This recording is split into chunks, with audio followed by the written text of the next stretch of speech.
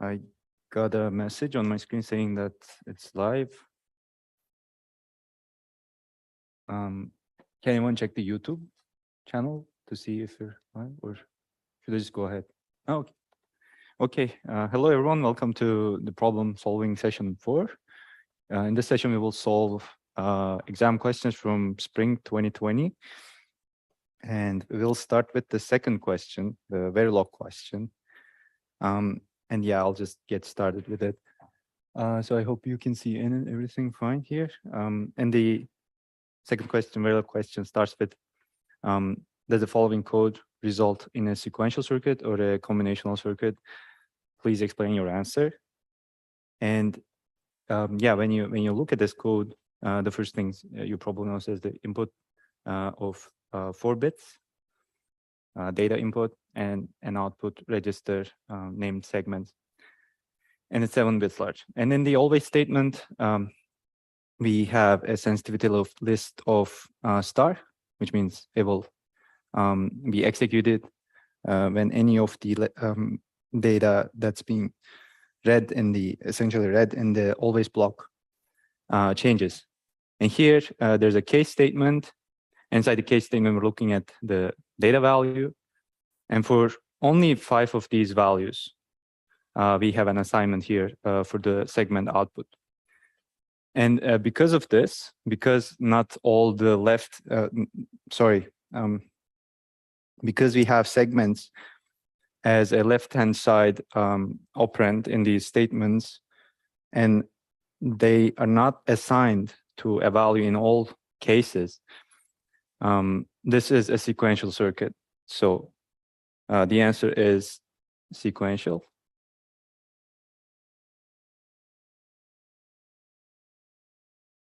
And the reason why that, I'm going to explain a bit more. So data is 4 bits large, but in the case statement, we're only covering 5 of the available 16 different values because data is 16. The data can have 16 values because it's 4 bits. Now, because we don't have an assignment for other values of data here, what this will output as a circuit is some circuit that's going to hold a state for the segment's output. So basically, when the data is for D5, like basically data encodes the value 5, this statement won't reassign the value of segment, so it needs to remember it. That's why it will essentially end up generating probably a latch in your circuit. Any questions about this one? Okay. Yeah, okay, I'm moving to the next one then. Cool. Yeah. Nice.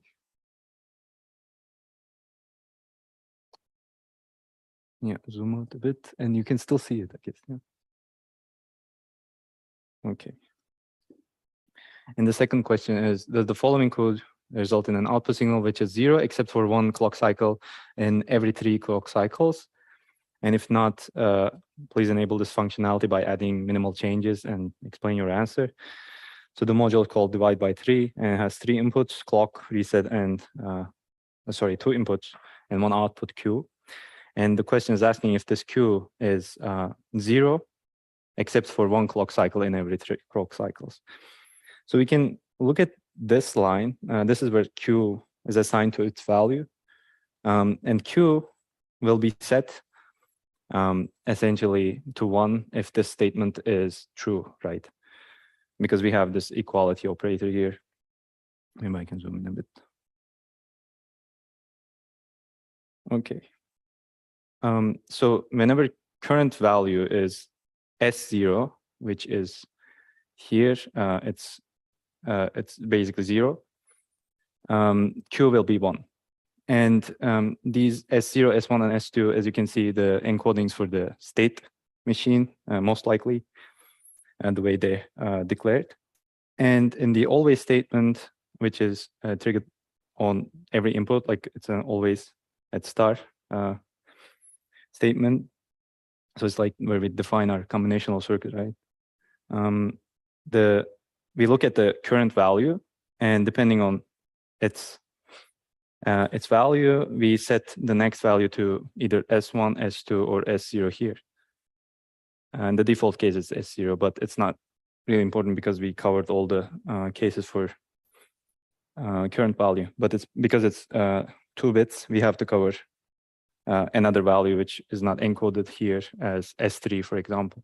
So this is, we're just doing that to make sure that this indeed generates a combinational circuit. There's nothing wrong here. But the problem is, you can see that when the current value is S0, we assign it to, like, the Q becomes 1. But current value is only declared here, and there's no assignments to it. So this is supposed to be a state register, but the code that will make it a state register is missing. And to do that, we need to add 2 lines of code, basically. And we need to add a new always block to make sure that the data is registered. The next value is registered to the current value when we want it. So maybe 3 lines. Okay, so this is an always at postage clock. We want this to be triggered with the positive edge of the clock. And a reset signal, because when the circuit is reset, we want the current value to have a valid value. And then inside here, we will have, if reset is high, we're going to assign 0 to the current value. And if it's not, we're going to assign the next value to current value. And what this does is it makes it a proper state machine. And then if you trace the code, you will see that the current value starts with 0, so it will output a 1 when we reset the circuit, basically. When we set the reset signal and the clock hits, the current value will be 0, so Q will be 1 in the next cycle. And then the next value will be assigned to S1. S1 encodes 1. So the current value, when the clock hits, will become 1. And then it will become 2. And in these 2 cycles, it will output 0, because this statement will end up being 0. And then it will go back to state 0. And when it comes back to state 0, it will output 1 again. And it will continue forever. Okay. Yeah, any questions about this? Yes.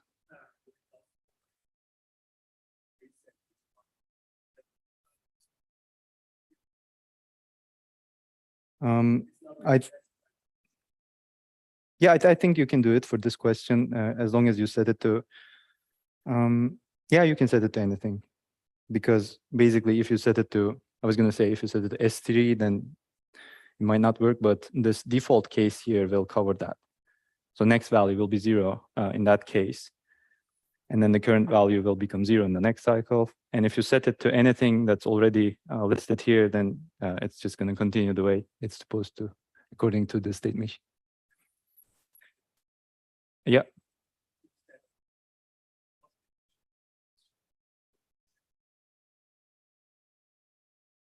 I think that would be correct also. Yeah. Yeah, it will be triggered. The block will be triggered whenever the reset signal changes. I don't think it's going to change the behavior for this question, basically, for this code.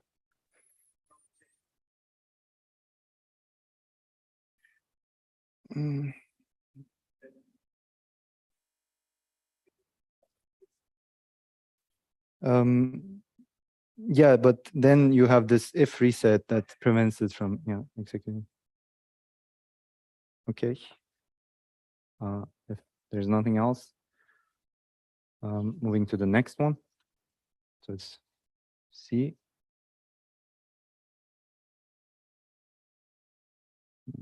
Zoom out a bit again. Okay. So again, we're looking at the Verilog code. This code implements a circuit, and we initialize all inputs and registers of the circuit to 0. That's what is already being done in the code. And we apply the following changes to the input signals in 2 steps. What are the values of out and temp, this register, after each step. And in step 1, okay, maybe before I talk about the steps, I talk about what the code is doing. So it has, this time it has 4 inputs, 1-bit inputs, select A, B, C, and out. 1-bit output, out. And inside the module, we define a register that's assigned to 0. And we have an always block here that's triggered when the select signal or cell signal is, and it switches value. So there is like an if statement here and an else statement that complements it. I think there's like a problem in this code. So there should be begin and end statements here.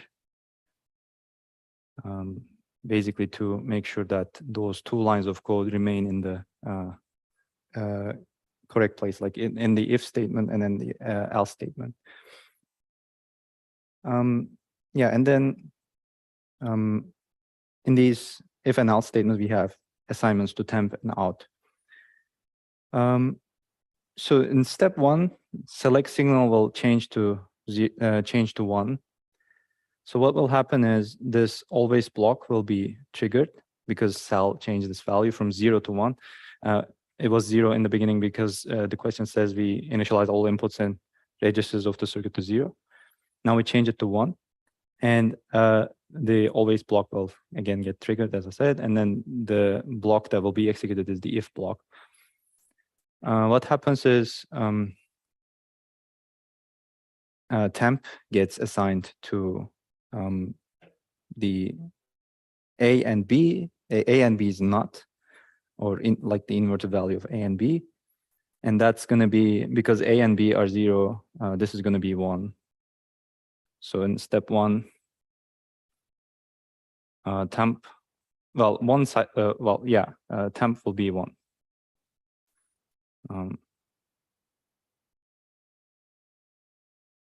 Okay. And the out is the XOR of temp and C. But because these are non-blocking assignments, the new value of temp, which is 1, is visible only at the end of this always block.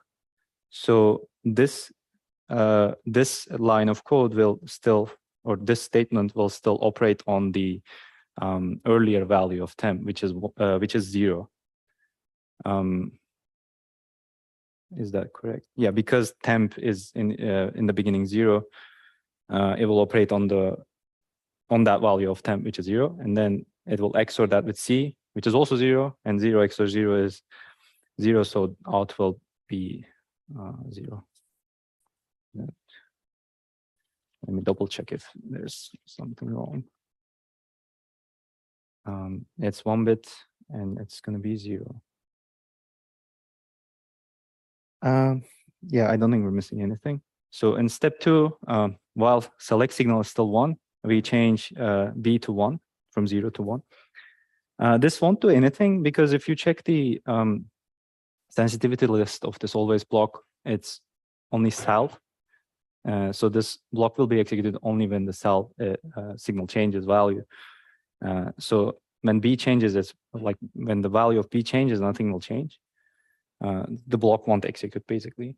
And then because the block doesn't execute, none of the values here change. And that's the solution, basically, in step 2. The always block is not executed, so temp is still 1, and out is still 0. Do you have any questions about this one?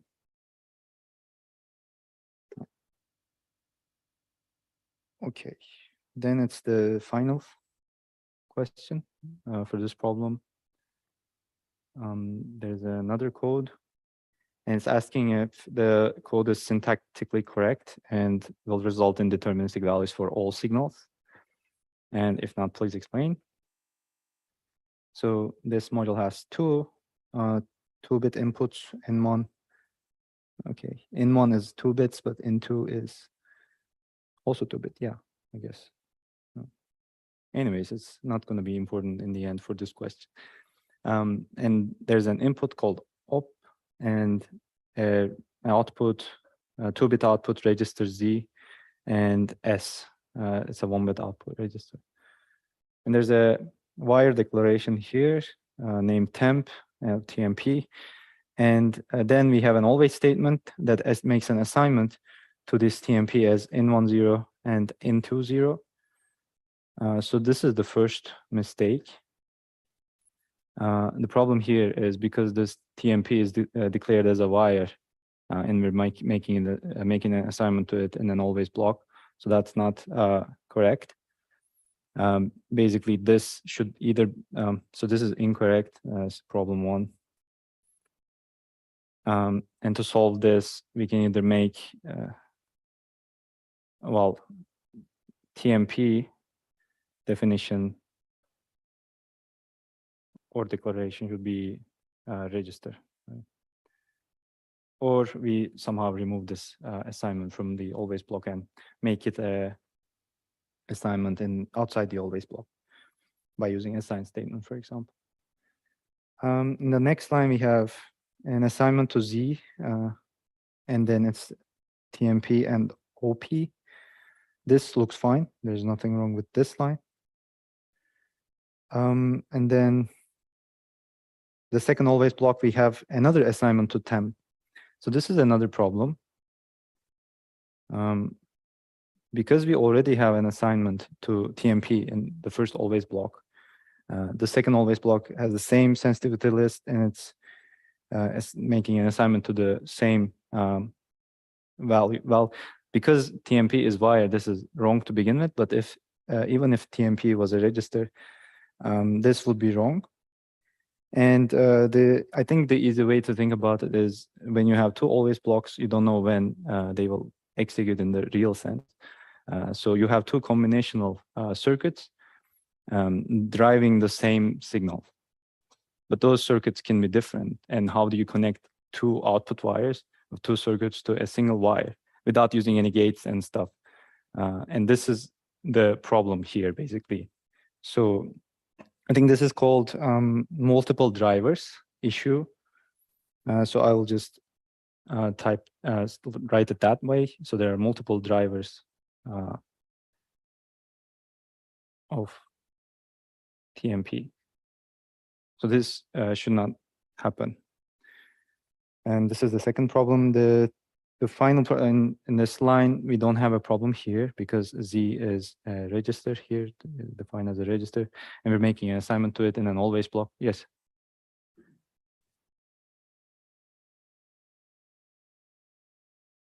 I think so. I think this is this should be OP. Yeah. Yeah, but I mean, if you notice this and like in the exam said that P doesn't exist, probably it's. Yeah, in the solution, we don't have that, so I'm assuming this is a mistake. But you're right, P is not declared. Well, for at least in Verilog, well, in Vivado, what happens is I think it will, if the compiler cannot find the definition of a variable, it will just put a 0 over there. But either way, it's fine, I think. Yeah, and finally, we have this assign statement here. We're making an assignment to S, but S is defined as a register, and this is the third problem. So we cannot use assign statements outside the always blocks to make assignments to registers. So this should have been defined as a wire. And to fix this, we can change the definition of S. Should be wire, or we move this inside an always block if you want to have the same behavior. Any questions here? Okay, if not, we're done with this problem, and we can move on to the next one. Yeah, for that, I'll be going and giving the stage to Mohammed.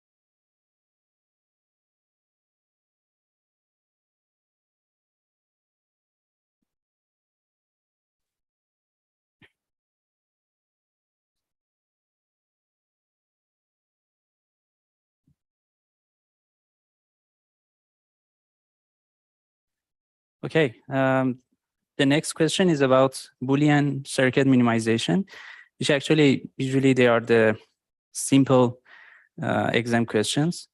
So the first one is so we need to rewrite this equation to make it only using NAND operations.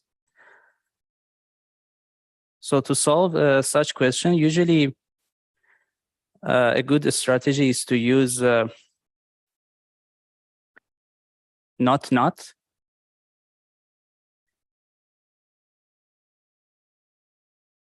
So we do not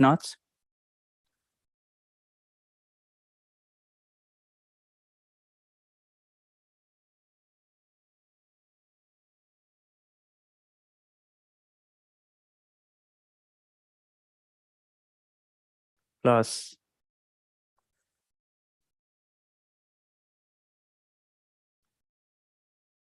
C bar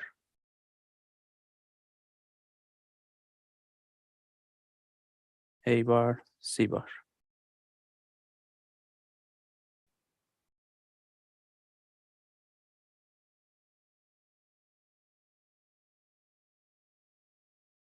Yeah. Thank you. Then, so A bar not is A bar. So it is AB dot C bar dot A bar C bar and bar. So we can actually rewrite this question and this part, which is C bar, A bar, C bar, and then we don't need to write C bar.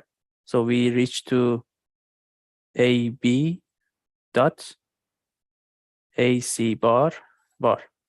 And now we can see that here we have a NAND operation. The overall is a NAND operation, but this one needs to be a NAND operation.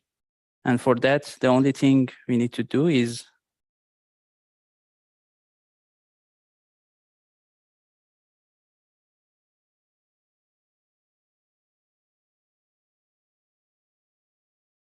and that's all.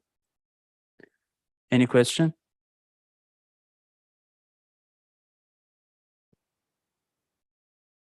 It's kind of easy. So part B.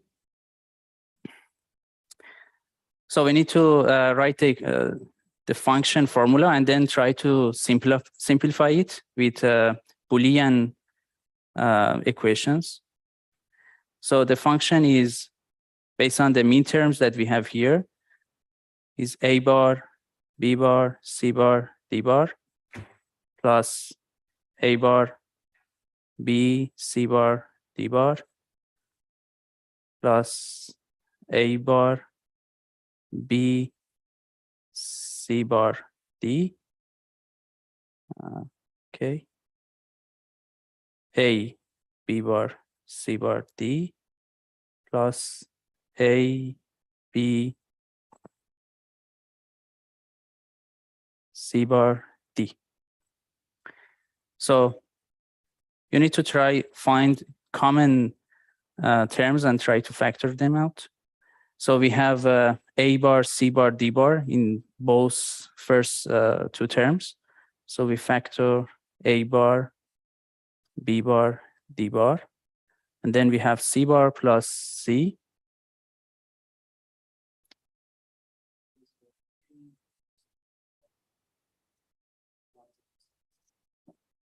A bar, B, C bar, D bar, A bar, B, C bar, D. Yeah, you are right. This is A, B bar, C bar, D bar, A, B,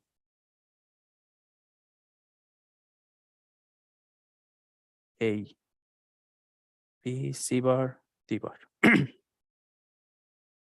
Yeah, thank you. So here if we factor A bar, B bar, D bar, no, A bar, D bar, C bar. Then we have B bar plus B. So we cancel down these two terms. Here we have A bar, B, C bar, D, and we can find similar one. Yeah, these two. So B, C bar, D. We reach to this one. And also we have these two terms. A, C bar, D bar, B bar plus B. So these items are, these are one. So we reach to A bar,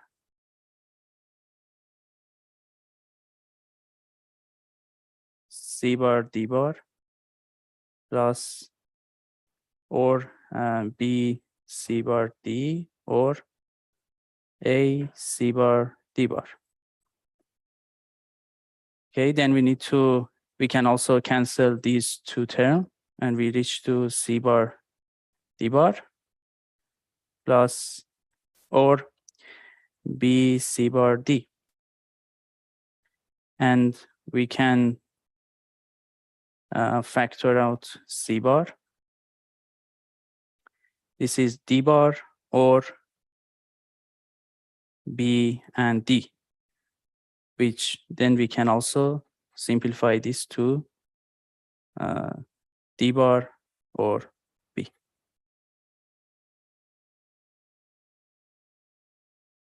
Yeah.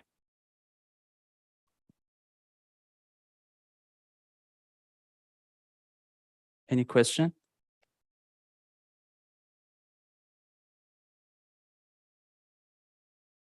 Okay. Banu?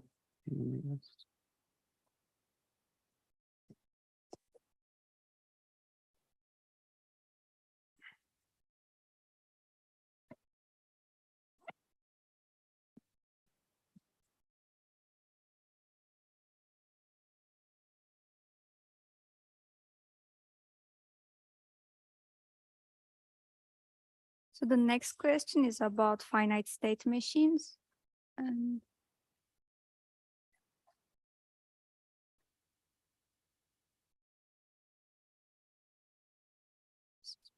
okay. So first, it says that you're going to need a Moore finite state machine. So you have to draw the circuit according, not the circuit, but the machine accordingly. And it's going to detect a bit pattern, which is 0, 1, 1, on like streaming input from X. And when it detects a 0, 1, 1 pattern, the 1 bit output Y is going to be 1. So this is like you have some patterns, and then you're going to have 1, 0, then 1, 1, then 1, 1, and then the remaining doesn't matter. But at this time, the output Y should be 1.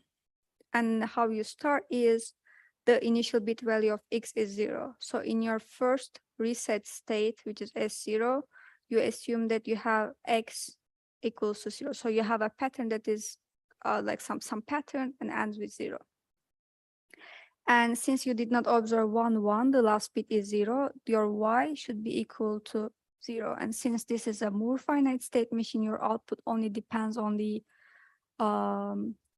state you are in. Then if you have, for example, another 0, then still your last bit is 0. So if x is equal to 0, you stay in the same state. But if your x equals to 1, then you go to another state, which is a pattern, which is I mean, just describes a pattern that, like, the initials are not important, but it ends with 0, 1. So in this one, if you got any 0, then your pattern becomes something 0. So you have to go to this initial state where the last bit is 0, where the last bit you observed is 0. And in this one, the output is also 0 again, because you didn't observe 0, 1, 1 yet. And if you observe 1 in this state, then you will see the pattern, and then you need to go to another state which says, okay, this is x equals to 1. And in this state, you observed a pattern, but this pattern ended with 0, 1, 1. So this pattern, the output should be 1 because you observed your pattern. And if you observe a 0 in this state, you have to go to this S0 again, because this is a state where you have a pattern that ends with 0 only. But if you observe a 1, you have to go to another state, which is a state where you observed a pattern that ends with 0 directly. So it's not like you did not observe your target pattern, any bit of your target pattern yet. And if you observe 1 in this state, you have nothing new in your pattern, so you stay in your pattern, so you stay in your state. But if you observe a 0 in this state, you actually go to the initial state, which is x equals to 0, because you observed a bit pattern that ends with 0 in this state and calls this one. The last thing remaining is what is going to be the output in this state, and this should be 0 because you did not observe the bit pattern you target yet in this state. So do you have any questions about this state machine diagram? Yep.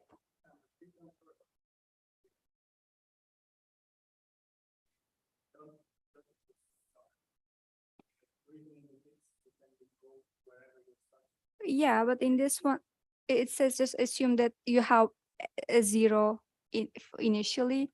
So you don't like search for the first 0 because it's already given when you start your finite state machine. That's why we start in S0 and then we search for 1 directly instead of searching for 0. Otherwise, we would start in this S3 state and we would search for 0 first. But this in reset. Mm-hmm. Yeah, 1. That's why we start here with reset and then we search for 1.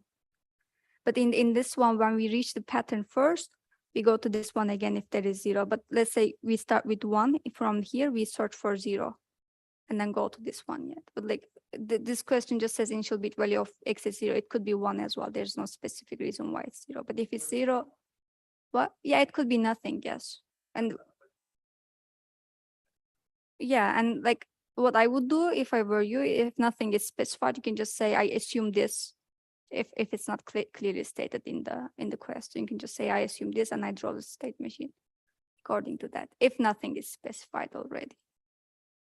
Any other question? Okay.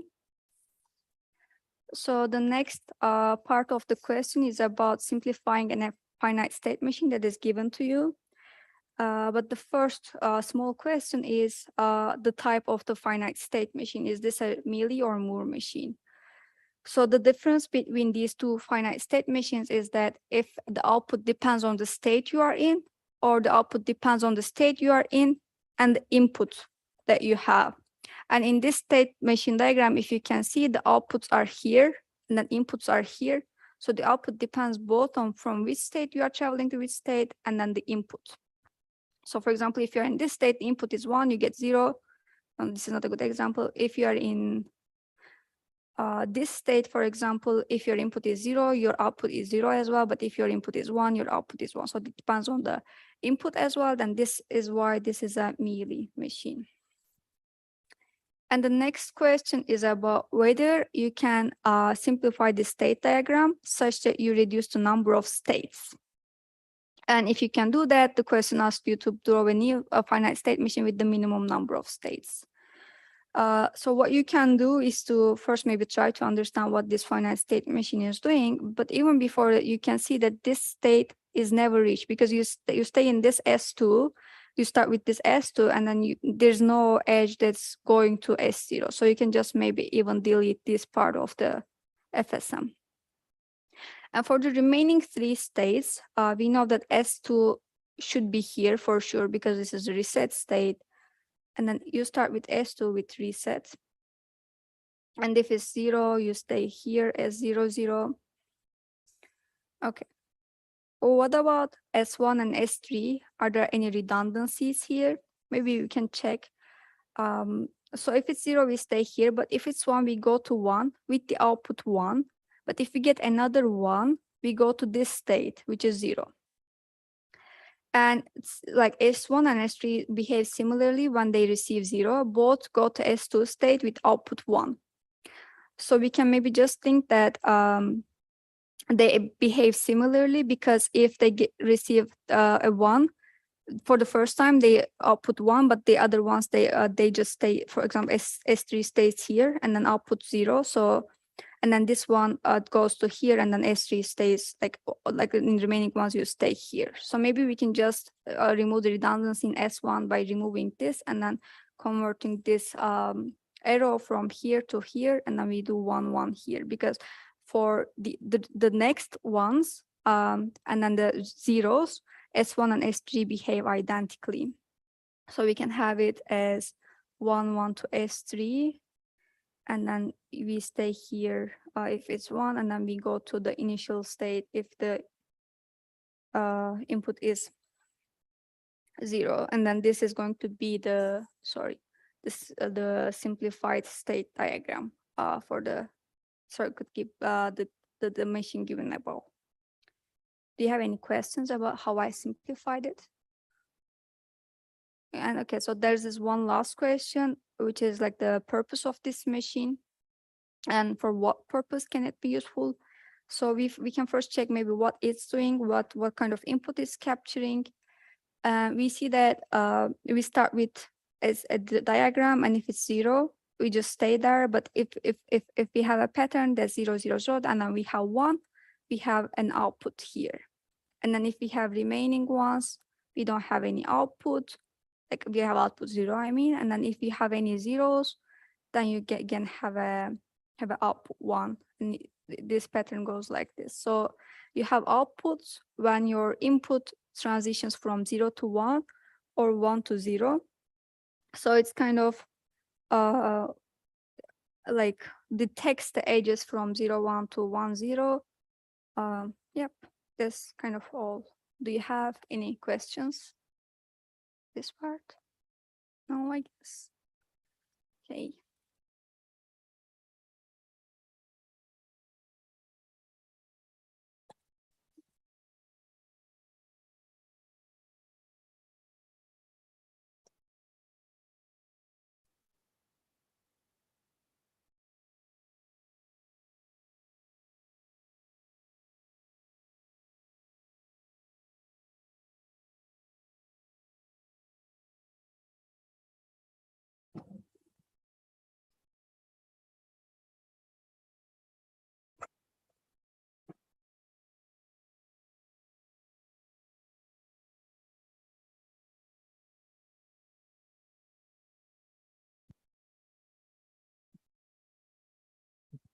Can you hear me?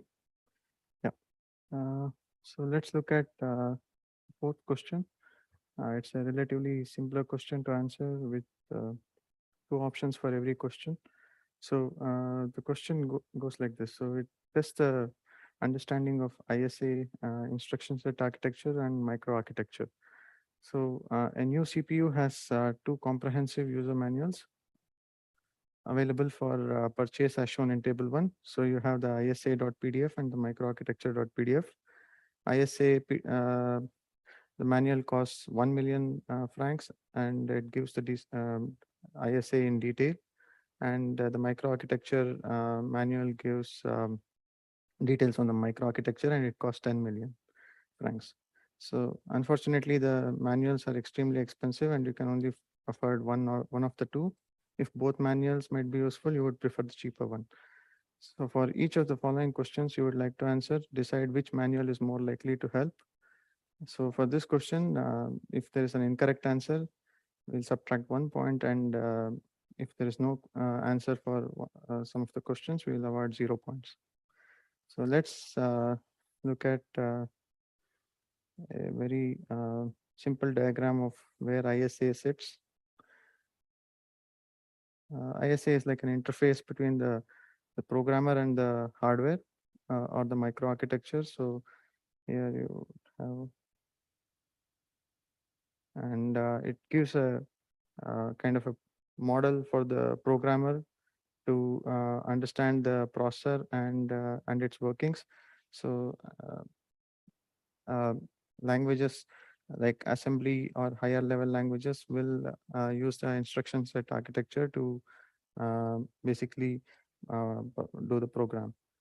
And so you have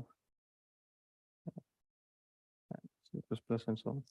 So let's look at each of these questions. So the integer multiplication algorithm used by the ALU. So this is something which is very, very specific to the ALU or the microarchitecture, and this is not exposed to the programmer. So so the answer for this is microarchitecture. And the second question is the program counter width. So here, this is something which will be specified in both the ISA and the microarchitecture. So basically, the program counter will tell us what is the next instruction that gets executed, or the address of the next instruction. So so the width is also specified in the ISA, and that typically tells us the width of the address bus. And that is required by the programmer to basically understand the current instruction that is being executed and things like that. So the answer for this is the ISA. Next question is branch misprediction penalty. So branch prediction is typically transparent to the programmer. But I mean, sometimes the compiler can give hints to the for successful branch prediction. But the penalty is something which the programmer will not know, and the penalty is usually calculated by the number of cycles which were wasted by the misprediction. So this again is the specified in the microarchitecture. Again, in the second question, since it could be specified in both the manuals, we still go with the ISA because it's the cheaper one. And the ability to flush the TLB from the OS.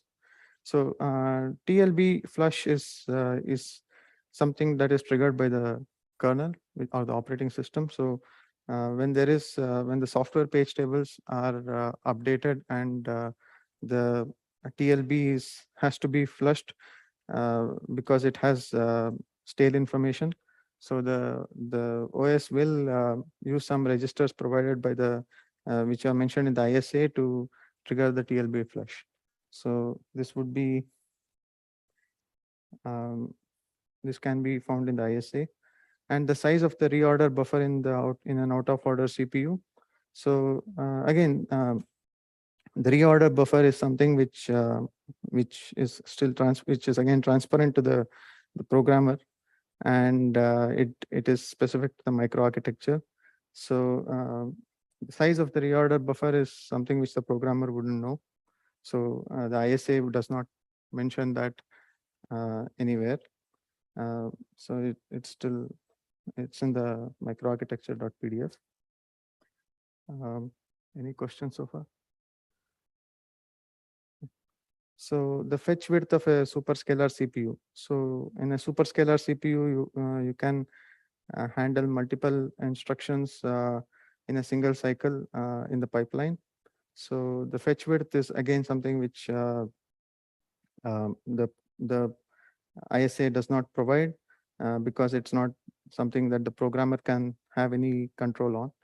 So so this is specific to the microarchitecture and it's in that manual. And SIMD instruction support. SIMD is basically a single instruction which operates on multiple data elements. So this is the basis for vector processing, and SIMD needs support in both hardware and software. So if you would find mention of SIMD in both ISA and the microarchitecture PDF. If you want to look at whether the SIMD is supported, it would be available in isa.pdf if there is support.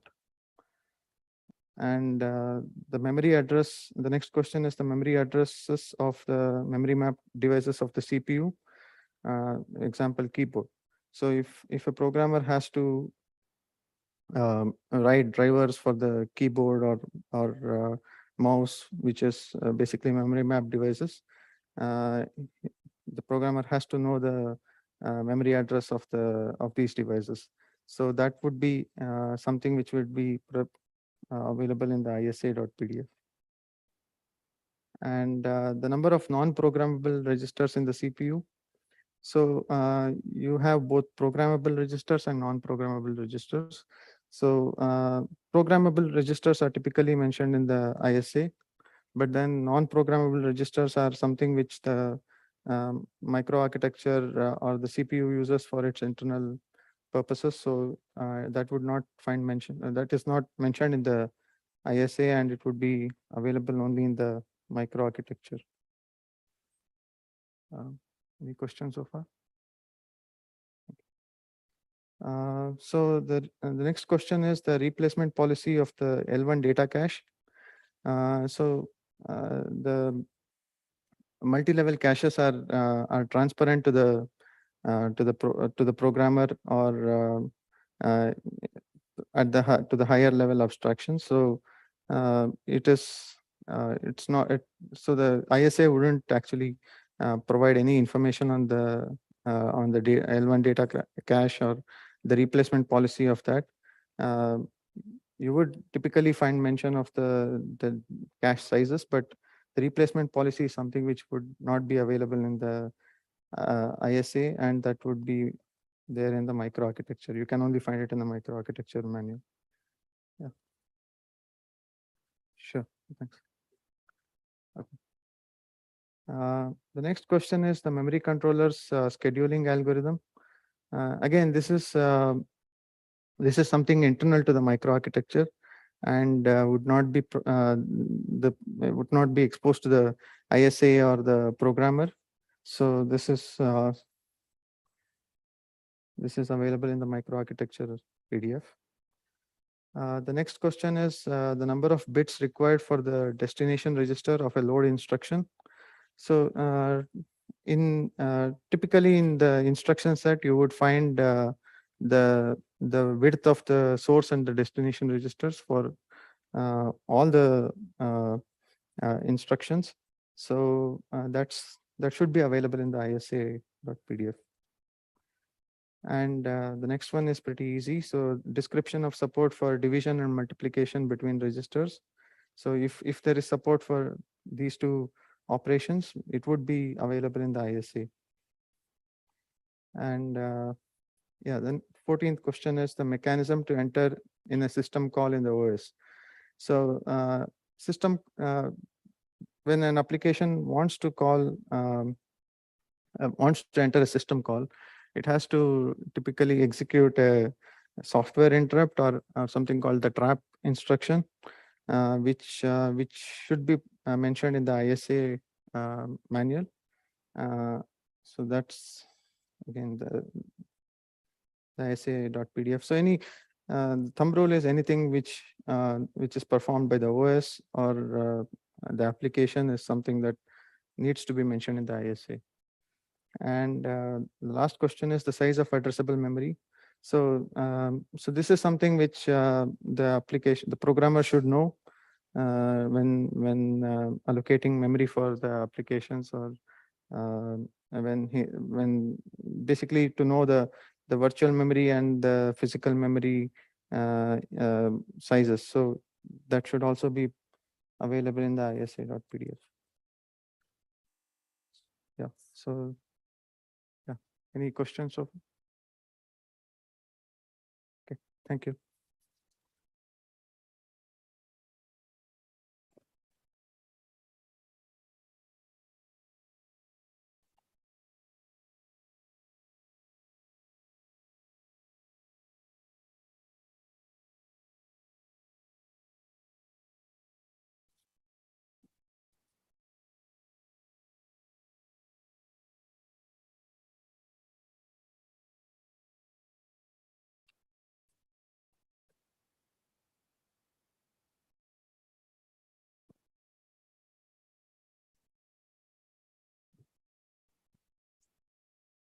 Goes wrong. Is this like this? The other way around? Like this? It's wrong. Okay. 4 years seeing and didn't learn yet. But anyway. Hello everyone. So hopefully you can hear me. Does it look good? Yes. So I'm going to solve the performance evaluation question once again. And I guess the best tip that I can give you to a performance evaluation question is read the question really carefully, because often the answer is quite simple. So let's just read it. So cycle processor P1 execute load instructions in 10 cycles, store instructions in 8 cycles, arithmetic instructions in 4 cycles, and branch instructions in 4 cycles. Consider application A, where 20% of all instructions are load instructions, 20% of all instructions are store instructions, 50% of all instructions are arithmetic instructions, and 10% of all instructions are branch instructions. And so the question starts, what is the CPI of application A when executing on processor P1? Show your work. So basically, to calculate the average CPI, you basically multiply the number of cycles that it's going to take for a type of operation to the amount of instructions that the application is going to execute. So because this is cycle per instructions, right? So the CPI here is going to be load instructions takes 10 cycles times the number of load instructions that you have, or the breakdown, which is 20%. So times 0.2 plus store instructions takes 8 cycles times how much store instructions you have, 20%, 2.2. Arithmetic instructions takes 4 cycles times the amount of arithmetic instructions that you have, 50%, plus you have 4 cycles for branch instructions, and the latency of and the amount of branches that you have, 10%. And I'm not going to make the math, I'm going to look at here. So it's going to give 6. Really important, I think I said this last time, in the exam, more important that get this 6 correct, like the number 6. More important than this is to have the equation correct. So even though if you make some mistake when you're doing the math, if you leave the equation clear enough so that TA can understand what you were thinking when you are creating the solution, you're not going to be deducted so many points at all for math mistakes. So any question related to this? Okay, good. So part B now. A new design of the processor doubles the clock frequency of P1. However, the latency of the load, store, arithmetic, and branch instructions increases by 2, 2, 2, and 1 cycles respectively. So we call this new processor P2. The compiler used to generate instructions for P2 is the same as P1. All of this is going to be relevant in the next question. Thus, it produces the same number of instructions for program A. What is the CPI of application A when executing in processor C2? Show your work. So it's pretty much CPI P2. Let me put here P1. Pretty much the same that we did, but you are going to include those latencies here on the CPI calculation. So since we say in the question that the compiler is the same, the breakdown of instructions is going to be exactly the same, so you can keep this. The only thing that you need to do is add the number of latencies, the added latencies. So you have the original 10 cycles for load instructions, plus you're adding 2 cycles for load instructions. So plus 2 times the amount of load instructions that is executed, 0.2 plus original latency for store instructions is 8, plus you also add 2 to store instructions times the 20% of load instructions that are executed, plus original latency of arithmetic instructions, plus how many cycles was added to, times the 0.5, plus original latency of branch instructions 4, plus 1 cycle that was added to branches, and the amount of branches that are executed. And this is equals to 7.9. Okay, any question?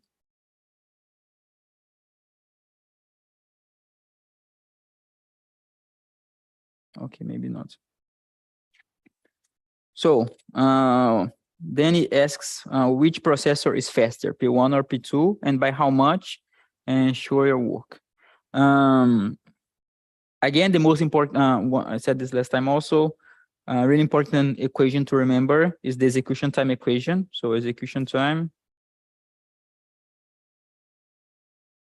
is equals to the number of instructions times the CPI times 1 over the clock frequency. So we are going to assemble both instructions for both processors. So execution time of processor 1 is going to be the number of instructions that is execute times the CPI that we calculate in the previous question. So 6 times 1 over its frequency. And the execution time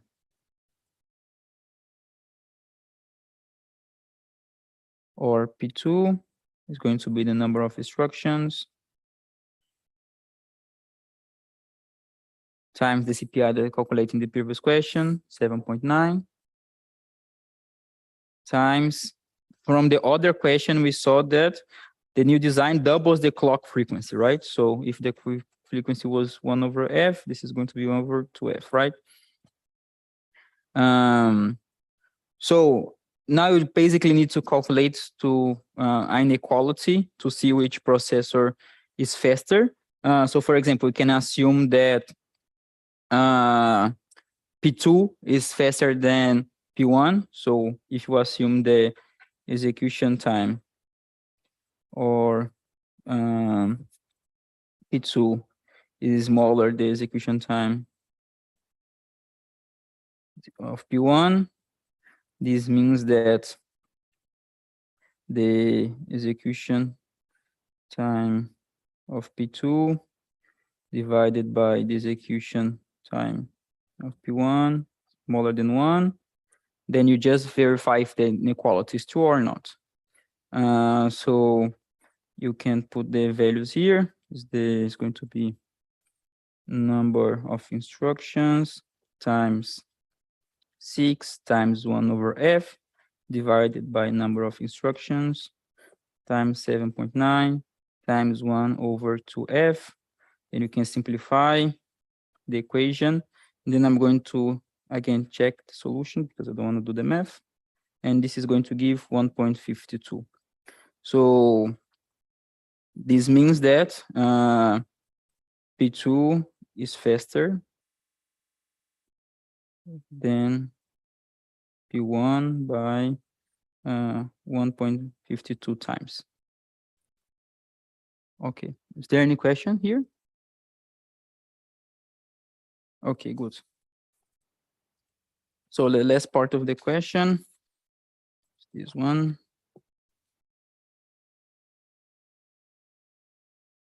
Okay, hopefully you can see it. So there is some extra area in the chip of processor P1 where extra hardware can fit. You can decide to include in your processor a faster branch execution unit or a faster memory device. The faster branch execution unit reduces the latency of branch instructions by a factor of 4, and the memory device reduces the latency of memory operation by a factor of 2. Which design do you choose? You can use the same equation here again of the execution time and calculate for the branch and for the memory device again, but it's more cumbersome. There is the Abdom's law that we learned in, I think it was lecture 20. So we have this formula here, 1/1 minus the portion that you optimize plus the portion that you optimize divided by the speed up of that for the optimization that you provide.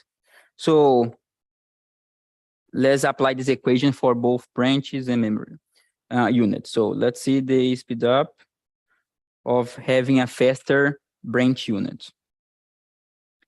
This is going to be 1/1 minus the portion that you're optimizing, right? If you look back at the equation of the question, 10% of all of the operations are branch instructions. So you're going to be optimizing, if you choose the branch, only 10% of the total execution. So it's going to be 0.1, because this is normalized, plus the portion that you optimize, 0.1, divided by how much you're optimizing that portion.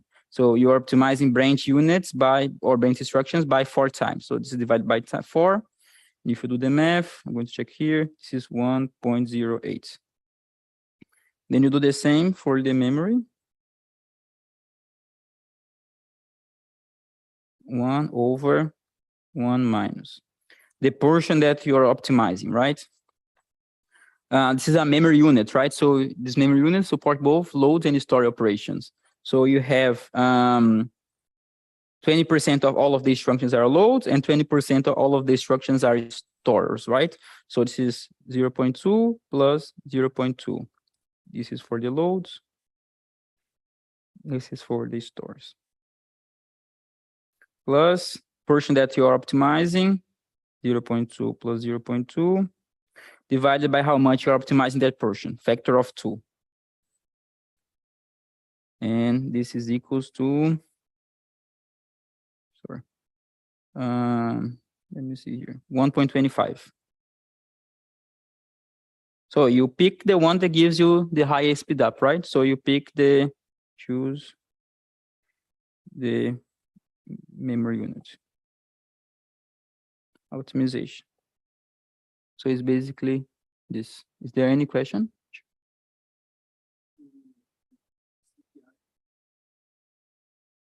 Yes, I was just want to show something different how to do. So if you look at the equation, the solution here, I give the solution for using Abdom's law, as I just did. And there is the alternative solution here, which basically recalculates CPI as we did in portion A and B in the question. That might be more straightforward, but requires more math, I guess. So if you remember Abdom's law from the top of your mind, which is extremely important, is going to be much faster. Any other question? Okay, thank you so much.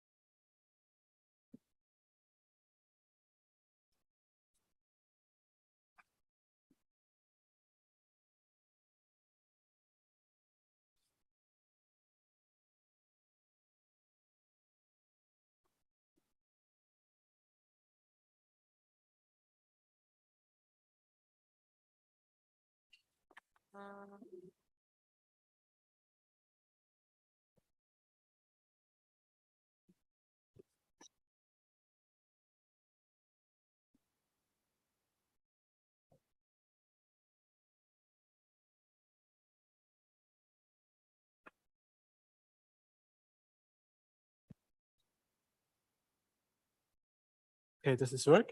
Yeah. So we're doing the pipeline reverse engineering question. So we get a pseudocode, well, not a pseudocode, assembly code, and we should answer various questions about how this processor probably looks based on the cycle numbers we get, and then afterwards we should also count how many cycles the program executes, this kind of thing. So let's see. Let's look at the code first. So we first load two registers, R1 and R2 with immediates. And then we know that, okay, these get used to increment the counter. There's some kind of multiplication going on, some kind of loop bounce check. And if the loop is taken, it jumps back to L1. So first question we should answer is list the necessary data forwardings between pipelining stages to exhibit this behavior. So this behavior here means the behavior we see in the execution timeline, specifically the stalls we are seeing. So we need some specific data forwarding paths to cause exactly these cycles of stalls.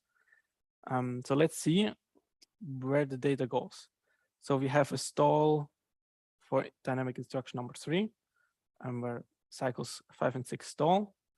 That is the execute stage. Somehow is awaiting the input values R1 and R2. So specifically the R2 value from the second dynamic instruction. So from the execute stage 3 to here, we are awaiting this value. So that's one path we're getting, and we're getting at least also the R1 from here to here. And we noticed that at least at this point, the value must have been ready because execute of add starts here already. If we didn't have the value, the execute stage of the addition couldn't start. Okay, so we know that. And then we have some more stalls to look at. We have also a stall in cycle 9. As you can see in cycle 9 is we are awaiting the R1 value from the addition up here. So let's see, this is the result from this execution is available to start execution 1 here. So what we see both times is that at least there must be forwarding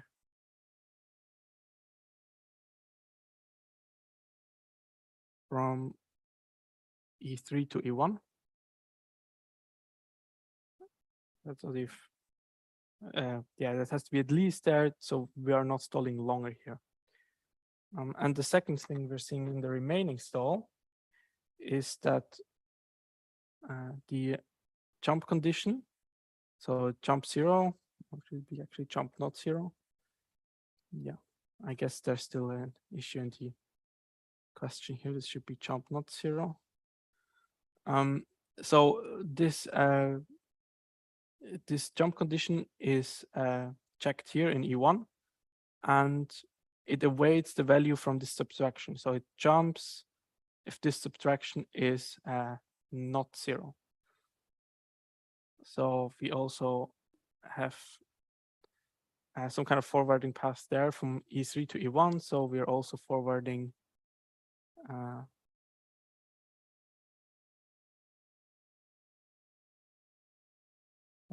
thank you. So we're also, let me check.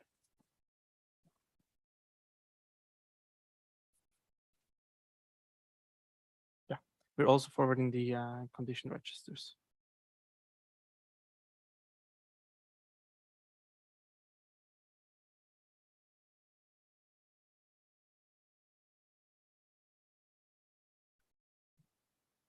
Okay, so yeah, the reason we see this is that the execute stage 1 of jump node 0 starts the next cycle after we got the subtraction result. Okay, so that's question A. Is there a question to here? Great. All right. So does this machine use hardware interlocking or software interlocking? Well, so software interlocking would be that there would be some kind of no ops in the assembly code. Hardware interlocking here means that the machine automatically detects that there are data dependencies and it automatically stalls until it can resolve these data dependencies. So there is hardware interlocking because of 2 reasons. There are no knobs in the assembly code.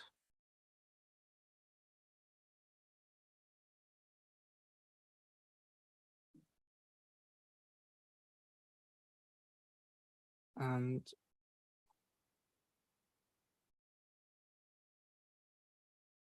machine stalls by itself when necessary.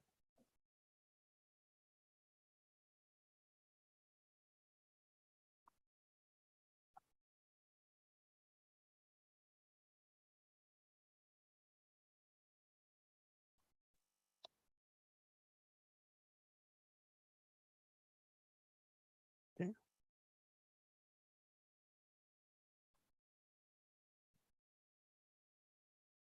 On to question C. So we should we're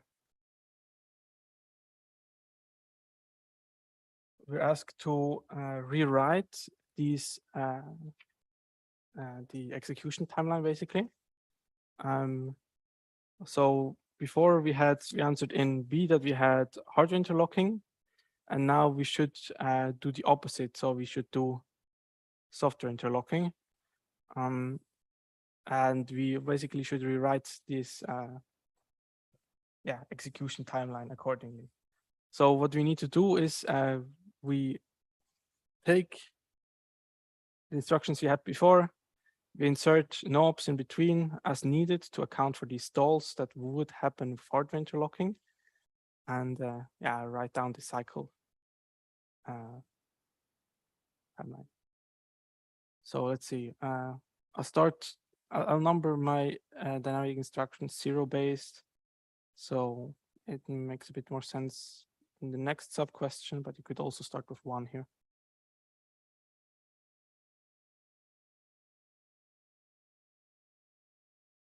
Okay, so the first instruction is this move immediate.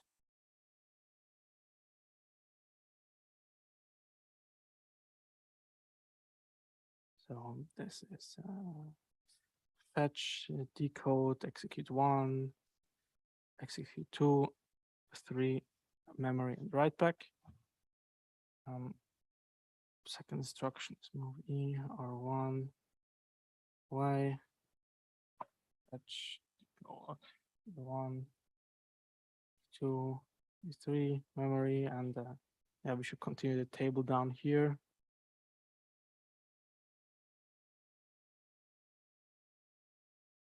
Sorry, this should be R2.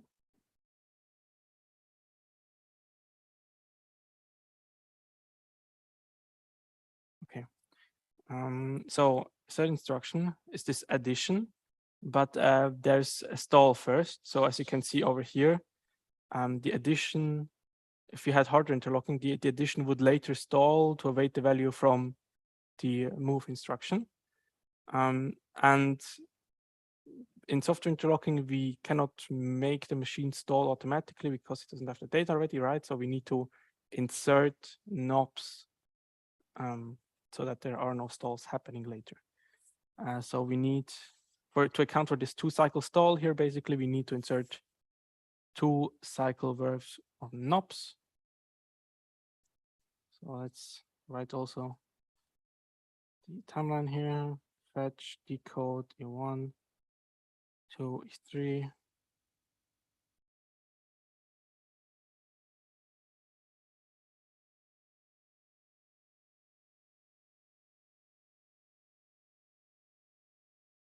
Okay, so these are cells. Knob. Knob. No idea why I started here with 1. This should be, oh, it is 1, 2, 3. Okay. Let's see. So we got our stall accounted for. We can continue with the add instruction.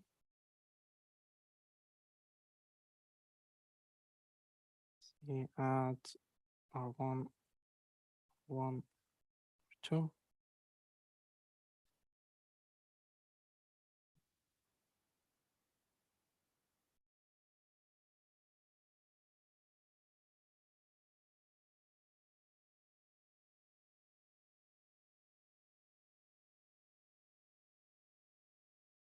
Okay.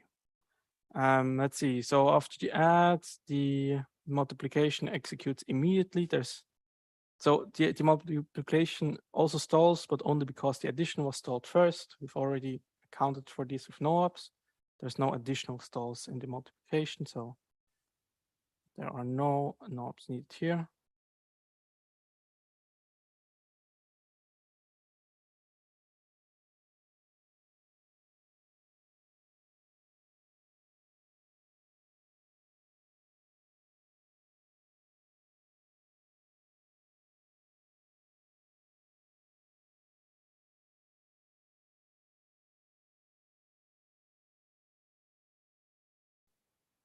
Okay. And now we have a sub instruction. Let's see, in the hard interlocking case, there was a stall here because we were waiting for the result from the addition. So we cannot start with the sub directly here. We should have a knob again, and then we can have sub.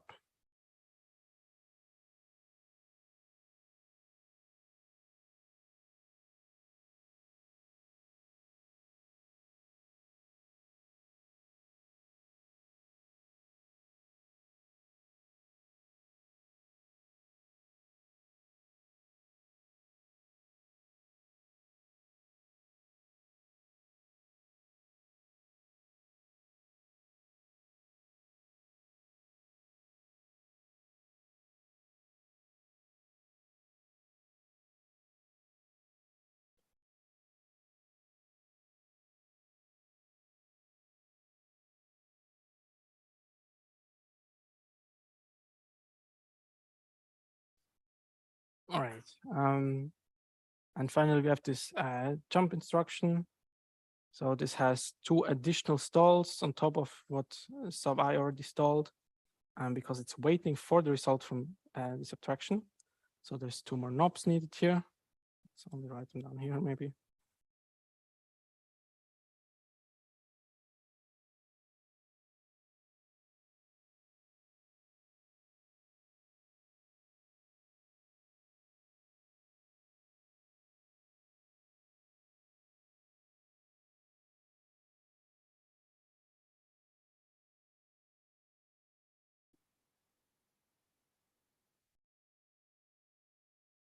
And finally, we have now the jump. Well, it should be a jump, not 0. Yeah.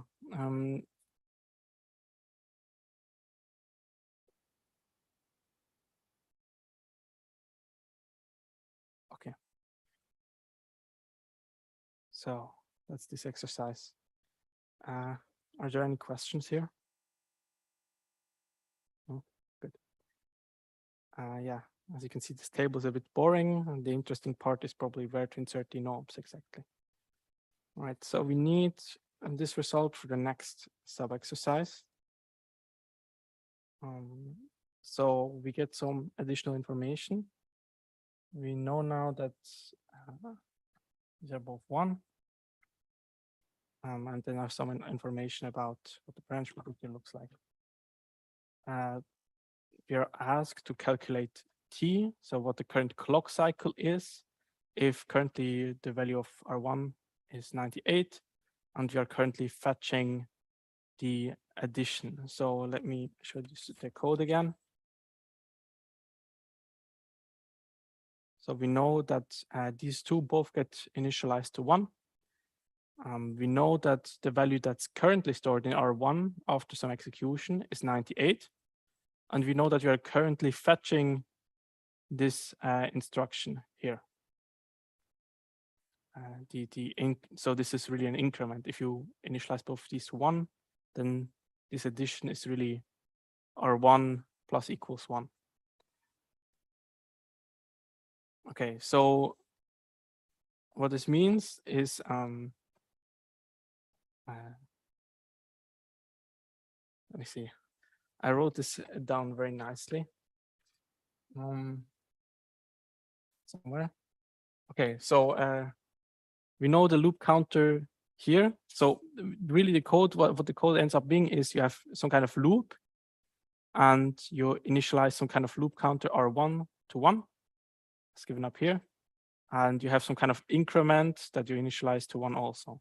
And then at the start of every iteration, you increment your loop counter, you do some kind of calculation. Here you check if your loop counter is exactly 100. And if it is exactly 100, you stop the loop. So you should write some kind of explanation here like this. And what this should result at is that if currently R1 is 98, then we have already executed, or well, then R1 has already been incremented.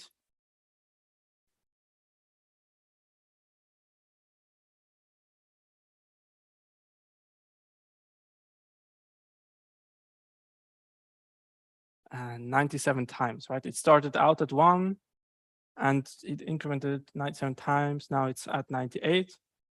And of the current iteration, because we're currently, according to the exercise, we're currently fetching this increment. Of the current iteration, the increment hasn't happened yet. And so there have been 97 past iterations, and we are currently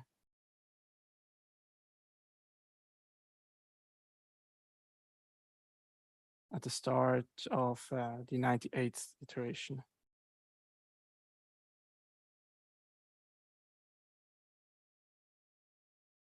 Okay, so far so good.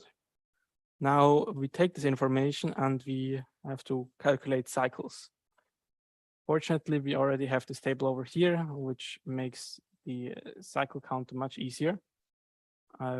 Although this machine uses hardware interlocking, we get the equivalent cycle counts with software interlocking.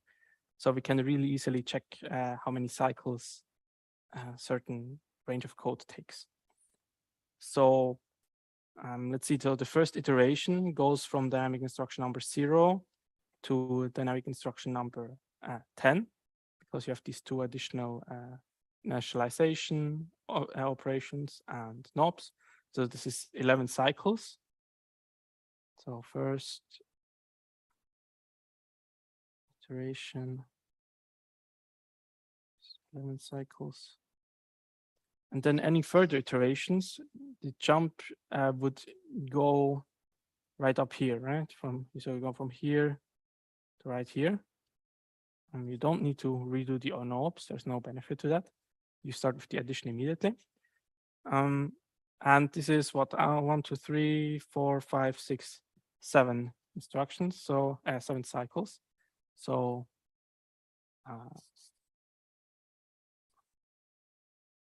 the next 96 iterations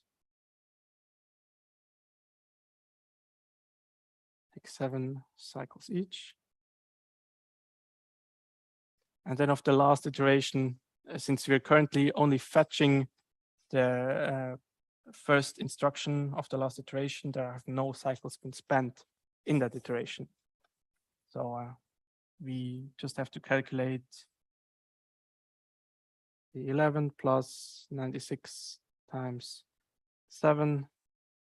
And there's some math for you to do.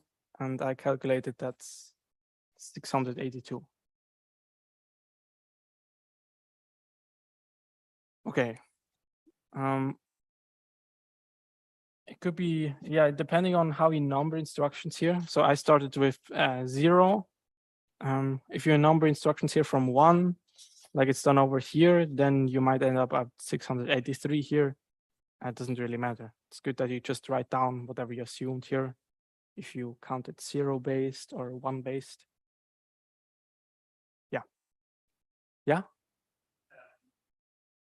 So can we really assume that the cycle after, like the next starts right after the transfer instruction, because we don't even recognize it. Even if you have a non-particular that predicts it always perfectly, it will take to one more cycle to know that it predicts it. So shouldn't it be a third situation?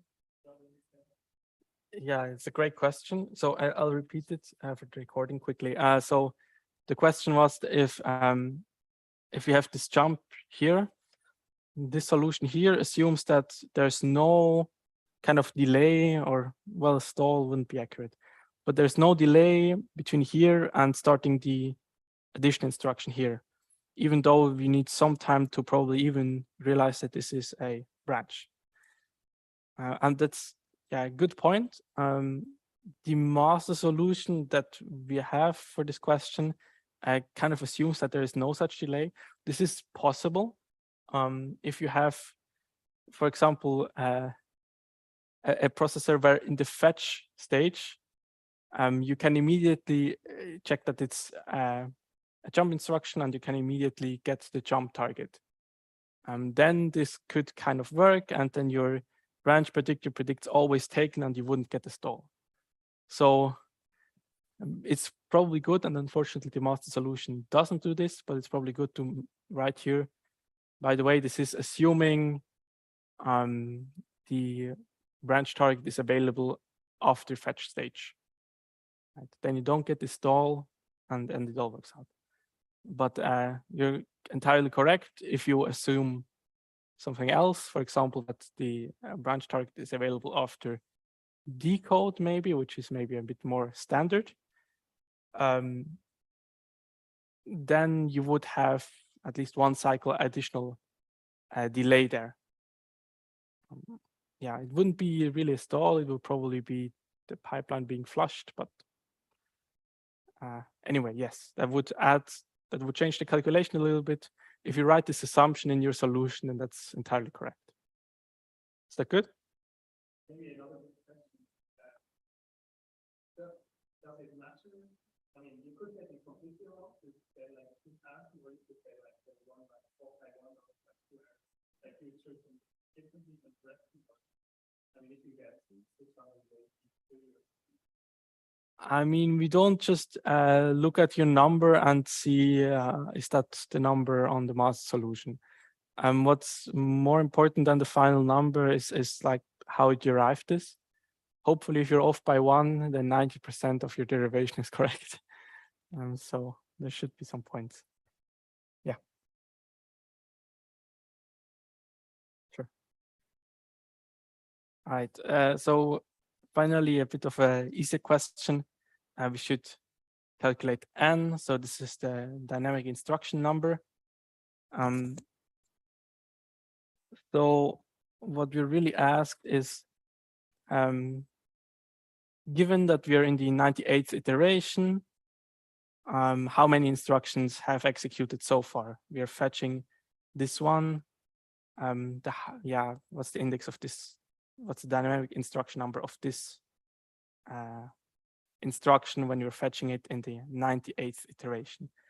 That should be a super simple question, because you simply have these 2 instructions there before the loop, plus, let's see, 97 iterations that you already completed of 4 instructions each. And then, well, the current one, depending if you're 0-based or 1-based, if we're 0-based, it's exactly this number. Otherwise, it would be +1. And we also already calculated this. It's 390. Yeah. And well, you should write a little bit of text there, right? How you arrived at these numbers, why you got to this multiplication.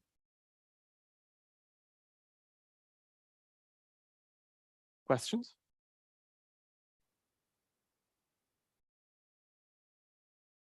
Okay, great. Thanks, then I'm done.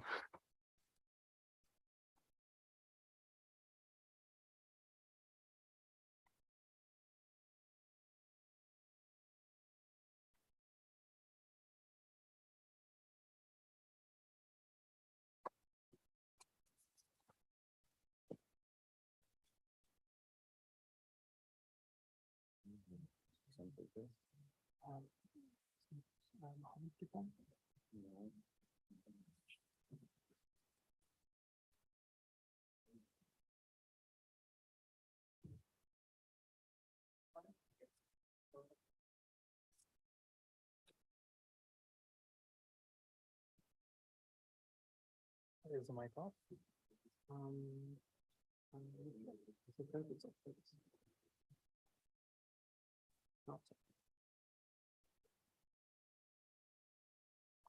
Can you tell me quickly how to place the sheet here and then I solve it, right? So you're going like this. Interesting. So, but how do you do? How do you do? How did you do it? Right. So, yeah, exactly right. You can move it up and down. Okay. Zoom in and down. Perfect. Yeah. Great.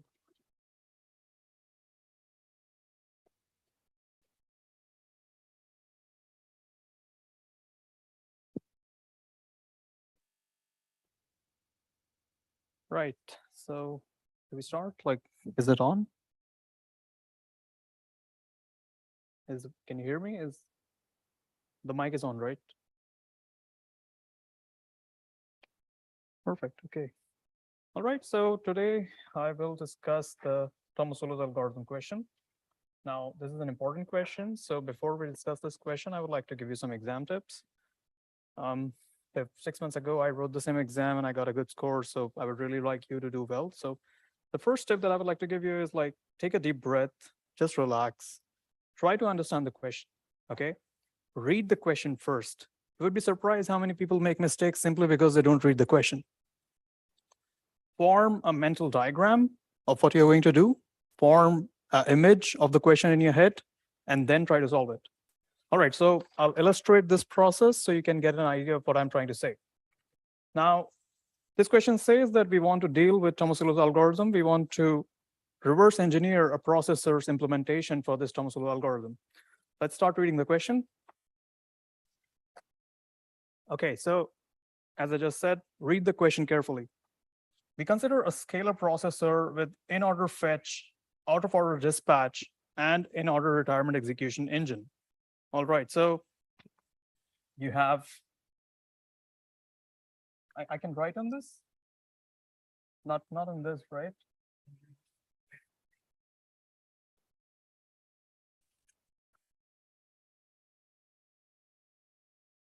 All right, so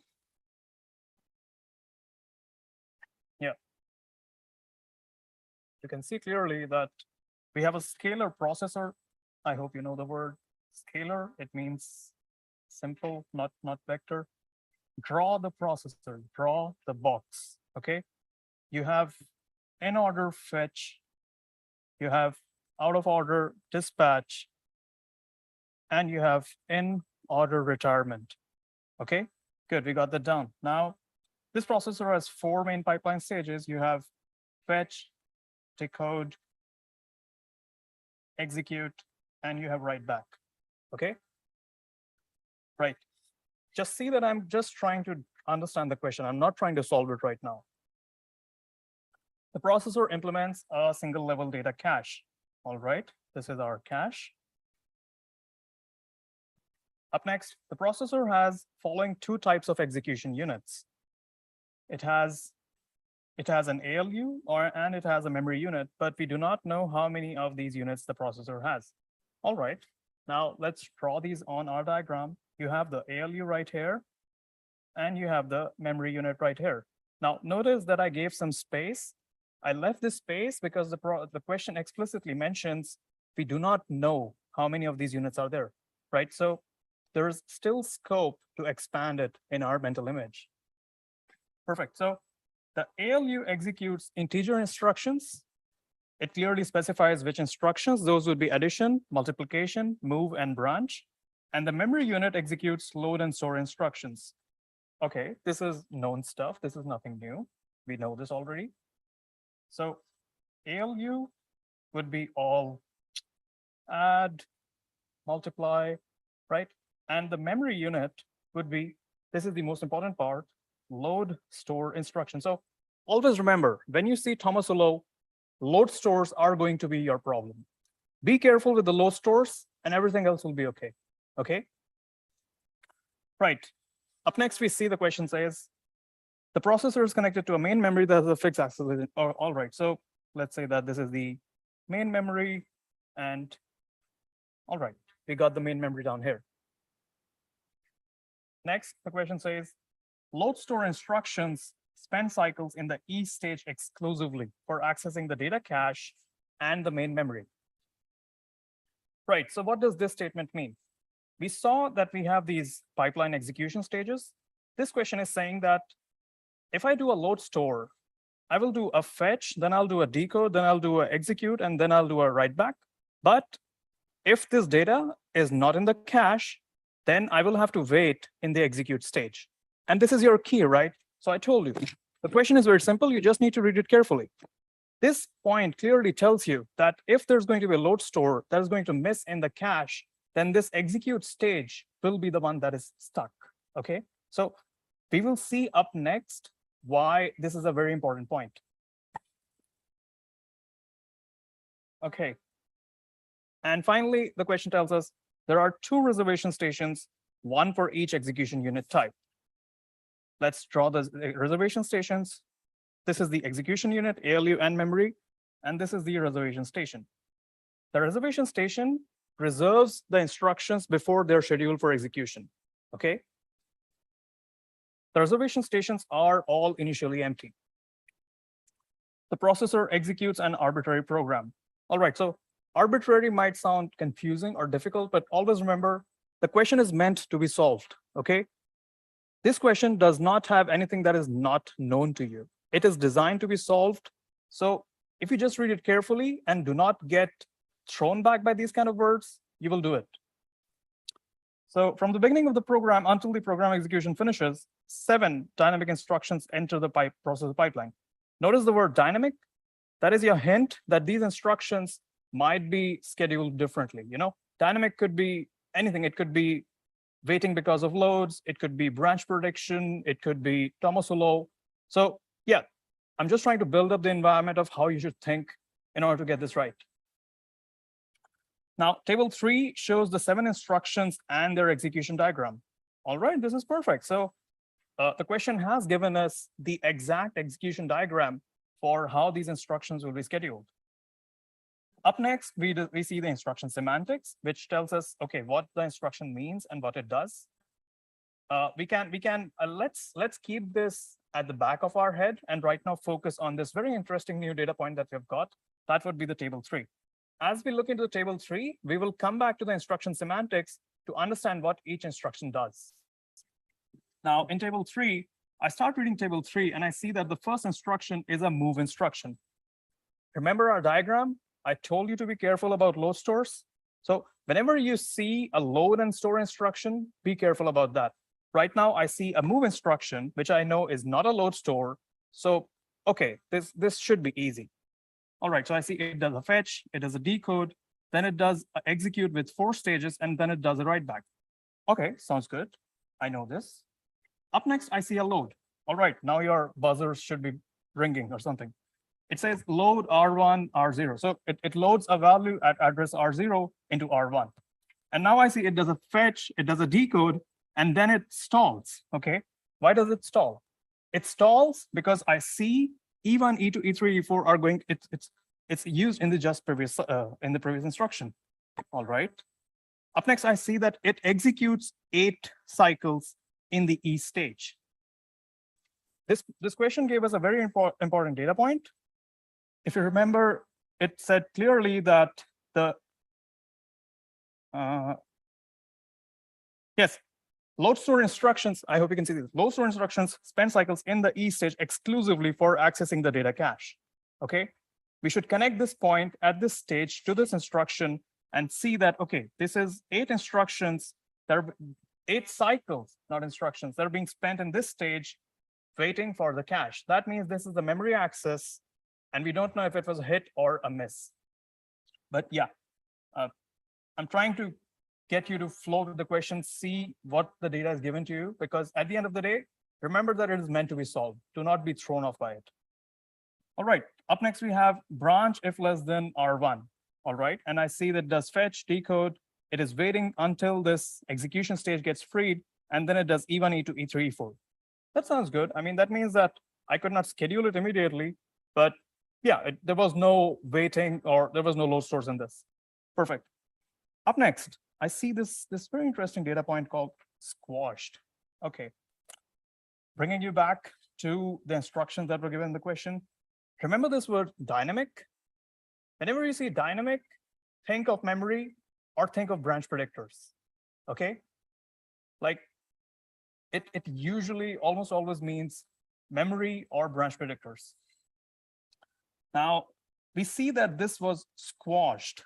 Squashed means this instruction was getting executed, but in the middle, the processor said, no, this result does not matter. I'm not going to care about it. I will kill this right away. So it's called in-flight termination of the instruction. You see that both of these instructions were squashed. That means there was most likely a branch predictor or a cache access at this point. Now, do we see a load instruction before this? No. We see a branch instruction before this, right? That means most likely this was a branch miss. And these instructions were squashed because we took the wrong branch that we were not supposed to take, and now we should correct our path. And that means we take the next instruction that was executed correctly after these. Now, what does correct execution mean? Correct execution means this instruction was executed to completion. Completion is very important. This W, you see, this W means write back. It means the instruction was completed. It was not killed in between. I hope that's very clear. So putting it all together, what we see has happened here is that this branch-less instruction has now jumped to this one, okay? And these two, they got killed, okay? Now, I can understand that at the first look, it might seem complex, but yeah, just hold on and we'll come back and you'll see how it all makes sense. Finally, we have another store instruction. Coming back to the very important point that we saw, load store instructions spend cycles in the E stage exclusively for accessing the data cache or the main memory. So now we see that this store instruction is accessing a memory value. It's accessing R0. And if you remember in the first instruction, this was also accessing R0, and we did not update R0 at any point. So this means that this is also accessing the same memory location. And another very beautiful point here that you can see this E1 is, it takes just a single cycle. So this instruction spends a single cycle in the execute stage compared to this one, this load instruction, which spent 8 cycles in the execute stage. Do you notice the difference? Can you guess where would this difference come from? Most likely a cache miss. Yeah, you're absolutely right. All right, so yeah, we have set up the premise of the question. I can take questions afterwards. I would like to complete this on time. Okay, good. So yeah, we've just read the question. I've not solved anything so far. Remember, the trick is that you have to read the question first carefully. Right now, all I have done is created a mental image for this question, right? You have unlimited supply of paper in the exam. Use that paper to create this mental image. Do not try to solve it like haphazardly. Okay, now let's take a look at the questions, and then we'll try to fill in the gaps in this mental image that we have. So the first question that we have is, what is the cache hit latency? If I say cache hit latency, immediately your mind should come to, oh, cache would be somewhere on the load store path, right? And we saw that we have load store instructions for the same address, which had different access latencies, right? You remember, we clearly identified that, okay, there was one instruction accessing the same memory address, another instruction accessing the same memory address, but this one took 8 cycles. Sorry, yeah, this one took 1 cycle, okay? So that means that one of these instructions hit the cache, and the time that it took to access the cache is the cache access latency. You see, it's right in front of you. The answer is always in front of you. You have to learn how to find it. That's the trick. Okay, I'm not going to solve it right now. I'm going to keep reading. I'm going to keep filling in the gaps in my mental image. What is the cache miss latency? Okay, yeah, so I was reading this question. What is the cache miss latency?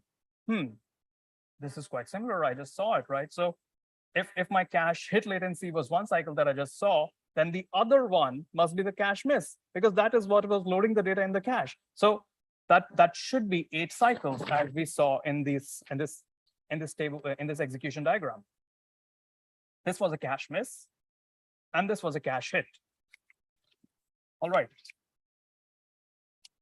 What is the cache line size? The third question is, what is the cache line size? Interesting. Now, when you see cache line size, you should think about, how do I figure out the cache line size? I can figure out the cache line size by changing the address that I am accessing. But surprisingly, in the entire execution diagram that we saw, we never changed the address. So if you look clearly, you can see the stores and the loads happen all at R0. And the value of R0 is, let me zoom in. Right. If you look carefully, R0 value is what is being accessed in the memory, and R0 never changes. Okay, so I don't know yet. I would need to read the question once again to figure out what is the cache line size. Okay, well, that means my mental image is incomplete. All right, let's keep going. What is the number of entries in each reservation station? Now, do you remember the reservation stations that we saw? Yes. So these reservation stations are used to store the instruction before they're scheduled for execution on the ALU or the memory. What is the size of this reservation station? The size of this reservation station is the amount of instructions that are executing concurrently. What do I mean by concurrently? First of all, I hope you understand Tomasulo and you understand how we schedule on ALU and we schedule on memory. If you are not clear on that, I would be happy to explain it separately after we do the question. But yeah, you have to think about the size of the reservation station. You have to understand how many instructions are in flight or in execution at the same time. In the execution diagram that I see these 2 instructions. For instance, I see this branch and I see this mul. Now I know that branch and mul will both access the ALU. If you remember, we were clearly indicated that they access the branch and mul, and both of them, I see them concurrently being executed, right? So that gives me a hint that maybe they were both executed at the same time.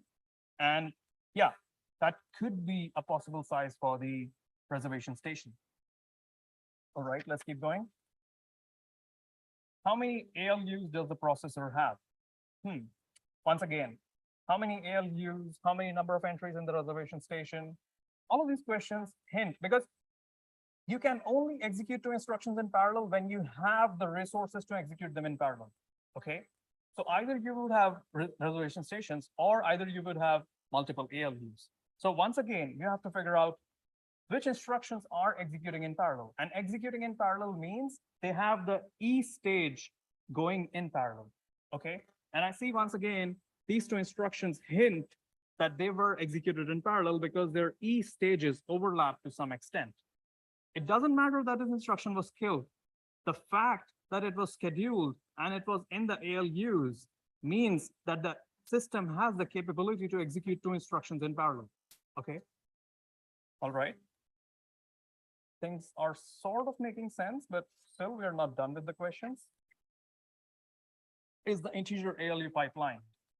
That's fairly simple. Pipelining means, does the ALU take more than one cycle to execute the instruction? Yes, I see this move instruction that takes 4 cycles. I see this multiply instruction that takes 3 cycles. I see this add instruction that takes 3 cycles. Of course, the ALU is pipeline. Okay.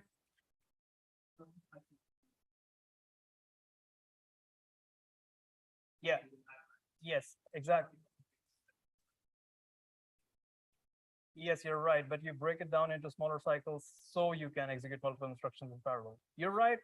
Okay, maybe I missed that. I should have explained that. My bad. So,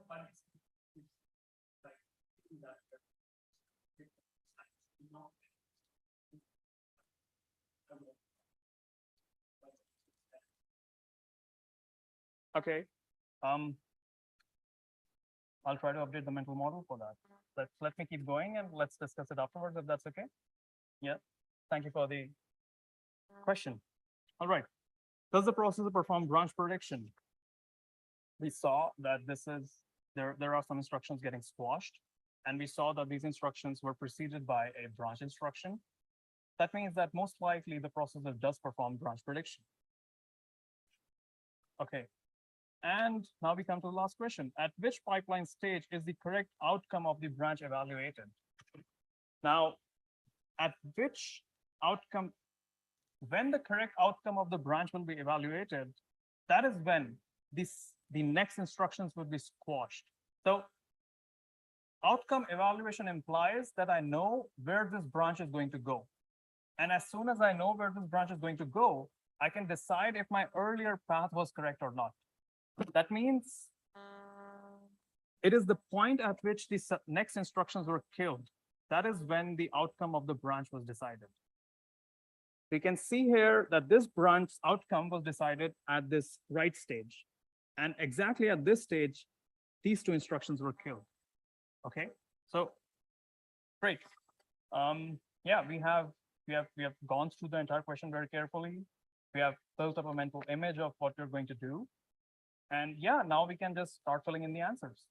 And it was, I hope it was very clear on what I was trying to do here and how to approach these type of questions. Okay, so what is the cache hit latency? Once again, let's take a look. We saw two load store instructions. Both of the instructions hit the same address. That is why I can infer something about their cache accesses. The first instruction took 8 cycles. The second instruction took 1 cycle. That means cache hit latency is 1 cycle. What is the cache miss latency? I saw that this instruction waited 8 cycles. So cache miss would be 8 cycles. What is the cache line size? In the mental image that we built, to infer the cache line size, you would need to change the address of the memory that you're looking at. We see that at any point in the program, we are always accessing R0. R0 is the memory target, and we never change the value of R0. R0 is not the destination for any of your ALU instructions. That means I cannot tell what is the size of the cache line. Now, one more way that I would like you to think about this, if you read it more carefully, right? So this is some more description that is put in the question. Now, description is not put in the question for filling up pages. Description is always put there to help you solve the question. Let's take a look at what this description says. This description says, using the information above, answer the following questions regarding the process design. Okay. If a question has more than one correct answer or a correct answer cannot be determined using the information provided, answer the question as specifically as possible. It is intentionally designed to be vague. Okay, do not expect to find exact answers. All right, that gives me a hint that, okay, there might not be an exact answer. Use phrases such as at least or most and try to narrow down the answer. All right, if nothing can be inferred, write unknown as the answer.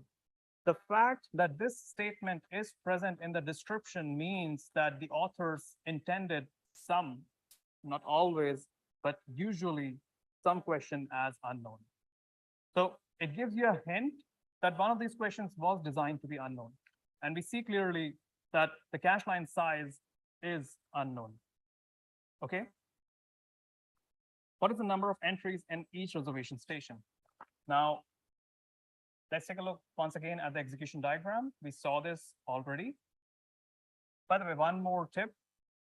Why am I doing the same question twice? Because these are numerical questions. In the exam, you are extremely likely to make a calculation mistake. By solving the same question twice, you are doing yourself a favor by eliminating the chances for any calculation mistakes. Okay, it's very easy to be in the pressure in the exam and see, oh, this is 7 and not 8. And then you'll write 7 and you'll lose your points. So yeah, this is one way that you can avoid, just solving it twice will cost you like 5 minutes, but it will make sure that the answer is correct. Coming back to the question asks, what is the number of entries in each reservation station? Now we were thinking about, in our mental image, the number of entries in the reservation station can be inferred by the amount of instructions that are in the execution stage simultaneously. In our execution diagram, we see these two instructions have their execution stages overlapping to some extent. Okay. This one does not have the execution stage overlapping. Okay. This one also does not have. So these are the only two instructions which can give us hints about the number of reservation stations or the number of ALUs. Okay. Now we have narrowed down where we are supposed to look for the answers. Now these two questions are sort of similar. So in this case, either you can have 2 entries in you can have 2 entries in this ALU reservation station, or you can have 2 ALUs. Okay, both of them are possible answers. Question asks, what is the number of entries in each reservation station? Once again, careful reading, each. Remember that we had 2 reservation stations. You need to answer what is the number of entries in the memory reservation station. Coming back to the concept, how do you determine the number of entries in the memory reservation station? You look for instructions which have the overlapping execution units, but unfortunately, I don't have any such instructions. Unfortunately, I saw that all of my load stores are preceded by other instructions, so it is very difficult to determine this. In this case, you can say that the number of entries in the reservation station for mul is unknown.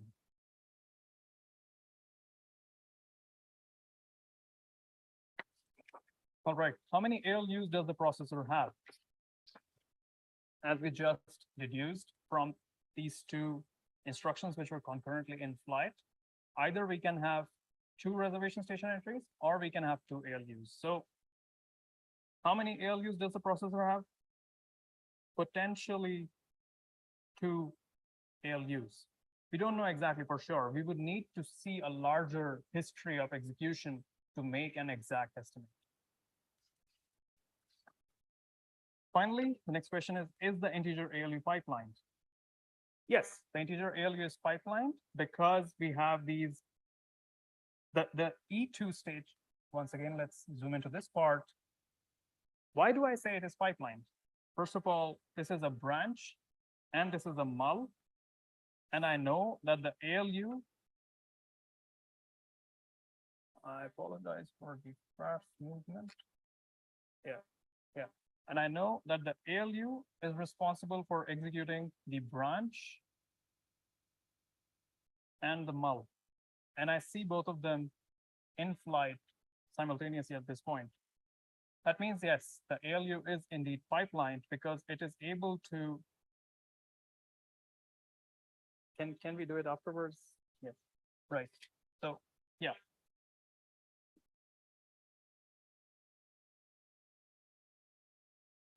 I would be happy to help you get this concept right, but please let me finish this. All right, does the processor perform branch prediction? We saw clearly some instructions got squashed. Once again, the tip to remember, squashing means dynamic execution. Dynamic execution can come from load stores, branch predictors, load value predictors, some other arbiters, but usually it is branch predictors. So yes, we do perform branch prediction and our branch prediction went wrong. Yes. At which pipeline stage is the correct outcome of a branch evaluated? The concept associated with this question was the branch evaluation is committed at the W stage. And when I know that my branch is not going to be taken at the W stage, I will kill the subsequent instructions. The subsequent instructions that were preceding this, that were both killed, were killed immediately after the W stage. So at which pipeline stage is the correct outcome evaluated? That would be W stage. Okay. That sounds good. We just got 32 points. Perfect. Now let's take a look at how do I get the rest 18 points. Oh, I see this one more simple, not simple, but okay, once again, don't panic, just relax. Read the instructions carefully. What is the program that is starting instructions that lead to the execution diagram shown in table 3? Fill in the blanks with the known instructions of the program and also show where and how many instructions are there in the program. The question asks us to read the execution diagram and try to predict what was the original program. Now, why can the program execution sequence change? The program execution sequence can always change because of branch prediction, because of function calls, because of changes in the instruction pointer. I see that there were no function calls in the execution history given to us. I see that there were no changes to the stack pointer or to an instruction pointer. The only confirmed change that I saw was this branch jump, which was wrong. So this gives me a hint that most likely this was the exact sequence of the program, with the exception of these two parts, with the exception of these instructions. These might be the tricky ones to get right, but otherwise, since I know that there was no change in the control flow, the control flow change can always be affected only via function calls or via stack pointer or via instruction pointer. I know that I can copy them directly to the answer. Okay, let's do that. So we have this move R0, 0x1000. Okay, then we have a load R1 to R0. All right.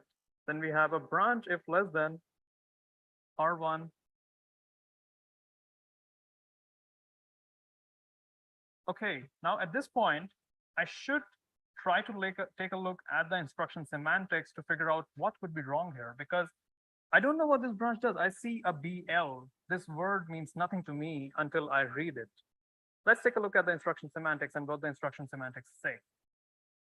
The instruction semantics for the branch instruction says that a branch instruction that conditionally takes the path specified by the label LB1 if the content of register R1 is smaller than integer value 100.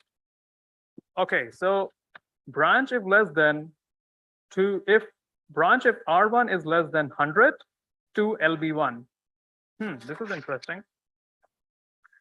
Using the same semantics that we just saw, this instruction in the execution diagram says branch if R1 is less than 100 to LB1. All right, now I need to figure out where would LB1 go. Since we know that the branch was, the path that we took in the execution diagram was incorrect, that means at the end of the evaluation of the branch, we had to jump to LB1. Okay, that means that this LB1 label is where the program execution started after we squashed the instructions. Remember that we squashed these two instructions And after that, this was the first instruction that executed to completion. This is most likely where the label LB1 exists. Once again, I'll repeat it just to make it very clear. The branch will go, the next instruction that is completed to execution after the branch, the correct address for the branch will be the instruction that will be committed. The first instruction after the BL that we see is committed is W. This one, this add. That is how I know what is the address of LB1. Okay, so this means that these two were on the path. These mul and these store instructions were on the path that was not taken. All right. So if I think of this, if I think of the C code for this binary stream, I would say this would be an if R1 less than 100. If this is less, then go to LB1, else to this mul and this store. Okay, so at this point, we also know that these two instructions were executed, but they were killed later. So in the stream, these two instructions should come after the branch.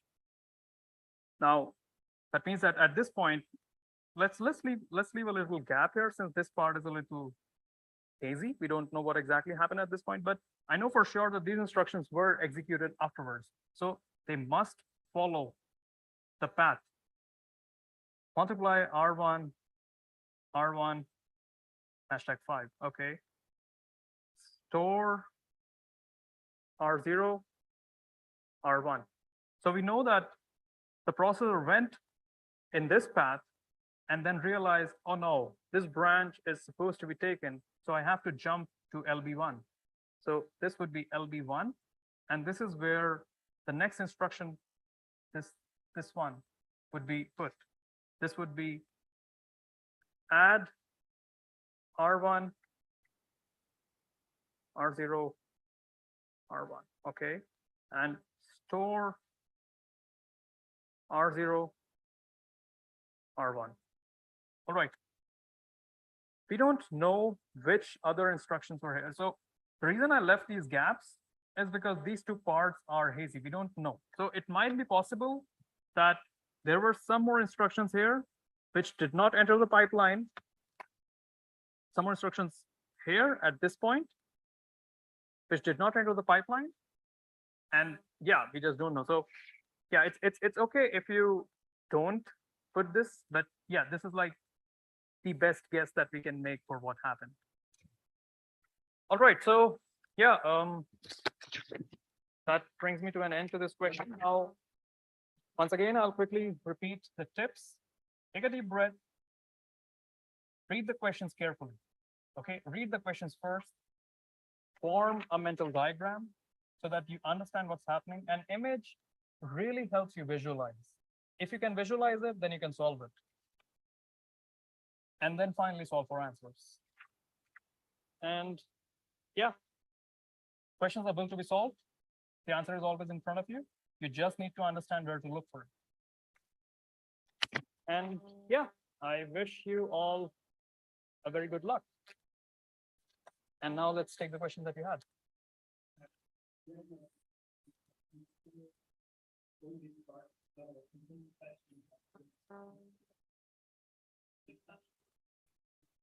Can you come again, please?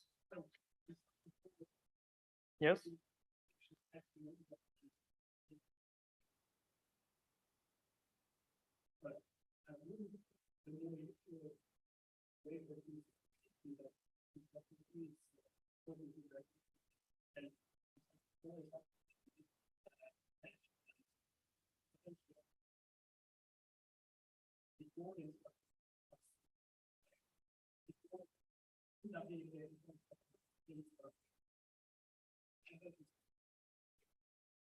Oh.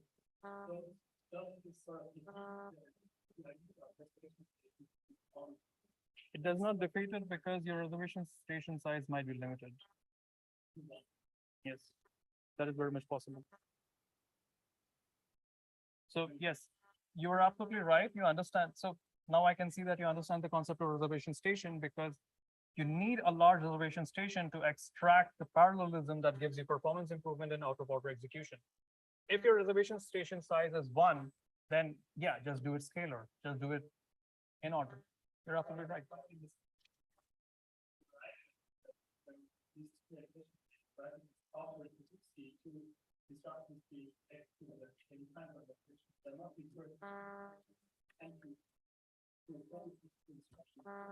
Right. I think that is because you see the first instruction move and BL are simultaneously in flight. So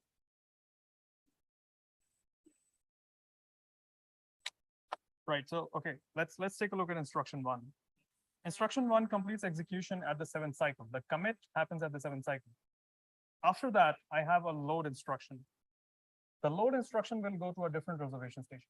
Remember that we had 2 reservation stations? 2 queues, basically. So the first queue has the move. The second queue has the load. The third instruction, BL, would go to the first queue. And at that point, the first queue gets full. And then you have the mul, which is also supposed to go to the ALU, but I cannot send it to the ALU queue because that queue is already full.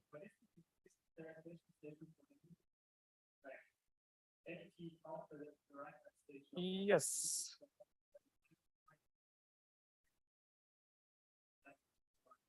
Yeah, that's a good point. I need to take a look into it. Yeah, okay. I don't have an answer to that. At this point, in this question, this is the best I could come up with. But you're right. I see your point, and it should be shifted backwards. But yeah, I'm not fully sure why it did not go that way. Can any other TA help me with that?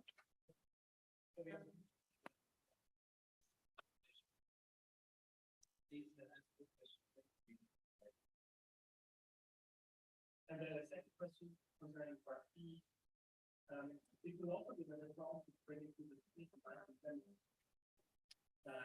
instructions need to be followed the wrong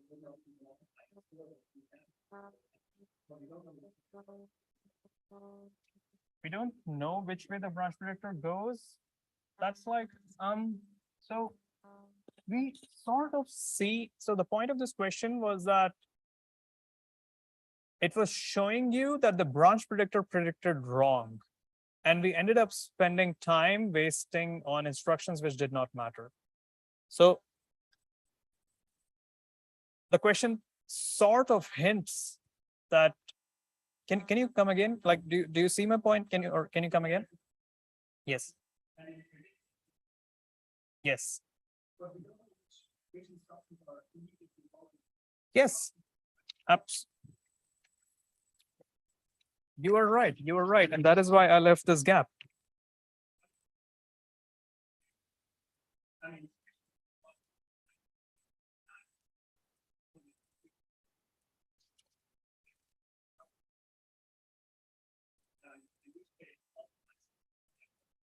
But if the branch was predicted taken, then we would not squash it, right?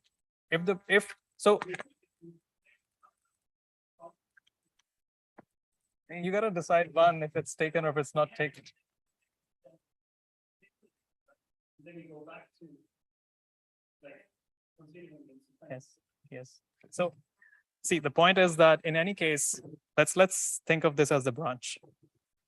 This is the taken, this is the not taken, and this is the normal execution stream. Now, what's happening is that my branch predictor said something. Let's not get into the words taken, not taken. My branch predictor said something. Okay, predictor says 2x, I'm gonna do x. But then when the answer for the branch is available, when I know that the predictor was wrong, at this point, I have to get rid of what I did in this x. That means I have to, this is what is stated in the question as squashed. And then I have to do what was the right thing to do. So the right thing to do is what will hint you at LB1.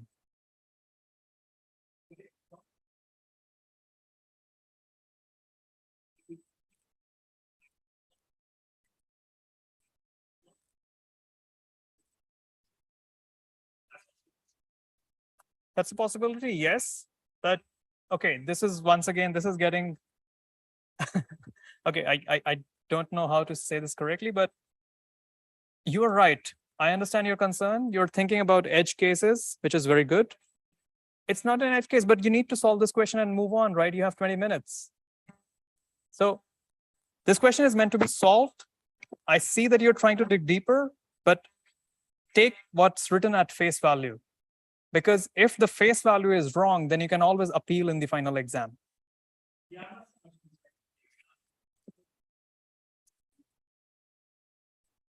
You could name that as LB2. So you can always switch the labels around, right? You could I could say that the one that was quashed was LB2 and the other one was LB1.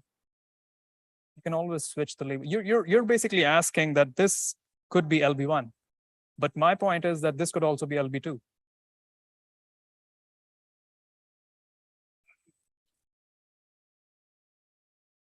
I appreciate your questions. They make sense, but yeah, you need to finish it within 20 minutes. Take it at face value. Think of edge cases when they explicitly ask you to think of edge cases. Usually they will tell you. Yeah, I hope this was clear, and let me know if there are any questions.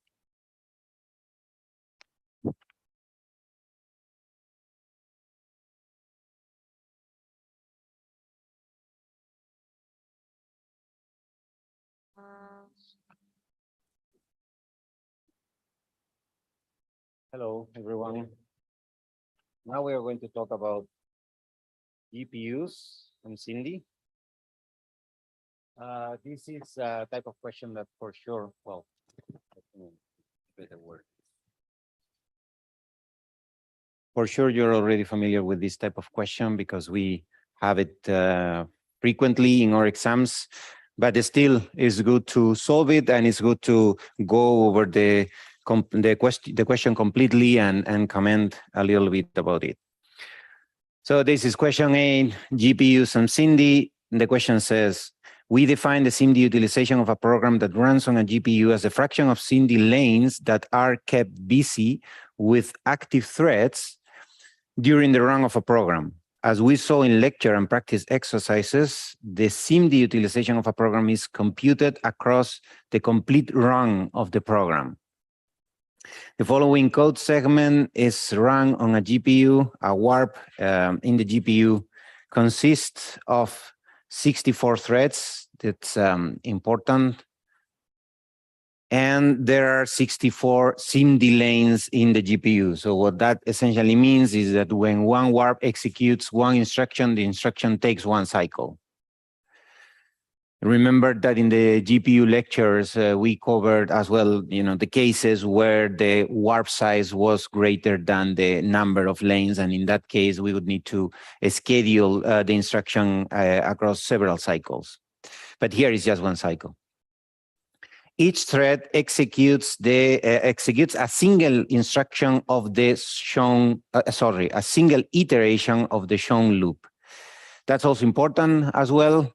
In total, as you'll see here, there are 4,096 iterations. So what that means is that we are going to need in total 4,096 threads. Assume that the data values of arrays A and B are already in vector registers so that there are no loads and stores in this program. So for example, here you have this instruction 2. As you see, there are indeed 2 memory accesses, 2 reads, right? A of I and C of I, and then finally one write, but we consider that this is a single instruction. We consider that the values that we are operands, input and output operands that we are going to use in this question are already in registers. So we ignore those accesses to global memory of the GPU. Both A and B are arrays of integers. Hint, notice that there are 6 instructions in each thread, right? Well, they are clearly marked here. So again, the same for the if statements here. We are considering just a single instruction for each of the if statements. Okay, so let's, also very quickly, as I mentioned earlier, there are 4,096 iterations here. So that's the number of threads that we are going to need. And then in the body of the for loop, we have two if statements. One of them is checking if B of I is lower than 8,888. And the other one is checks if that value is greater than, right? So observe that is lower or greater, right?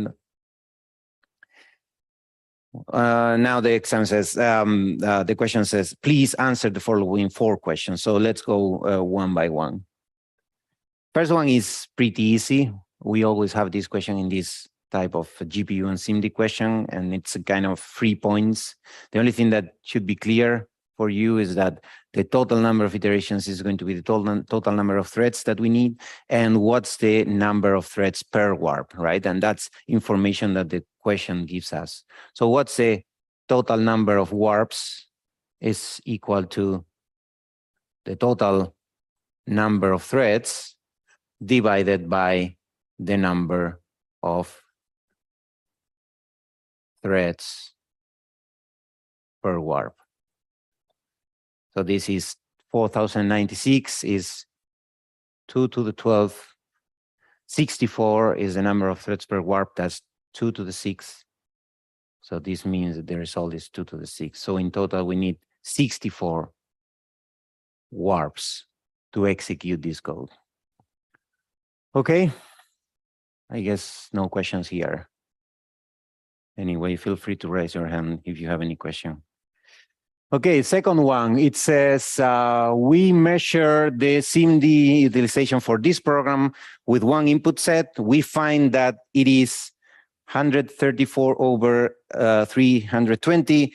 What can you say about arrays A, B, and C? Be precise and look at the if branch is the hint that we are giving here. So, so we have 3 arrays, right? And we are being asked about 3 arrays, A, B, and C. So if we observe the code and we observe the if statements, we see that the only important, so the only array that is important to make control flow decisions is array B, right? So there is no impact of the values in arrays A and C that affects the execution of this program, right? So what can we say about A and C? We can say nothing.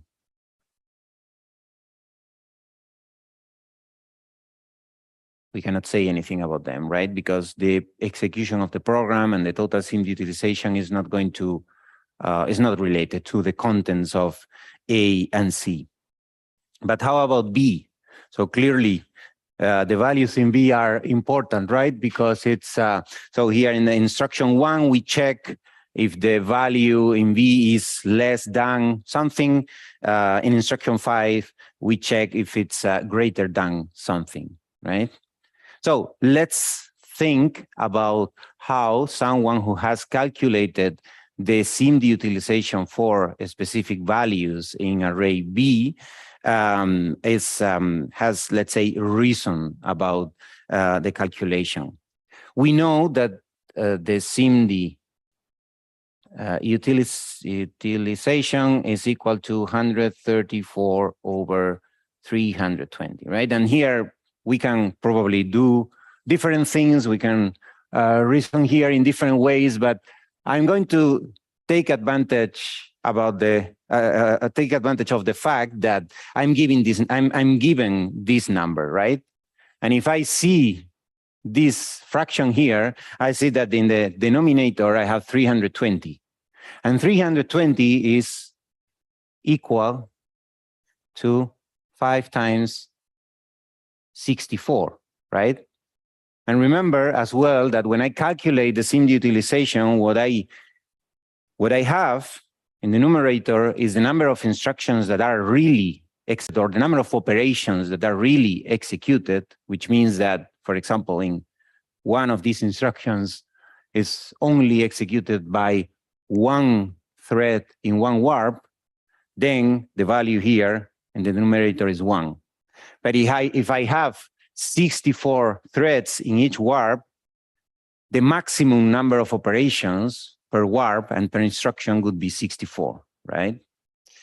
So 320 is 5 times 64. I'm going to assume here as well that all warps are doing exactly the same. That's usually the normal thing in these kind of exercises.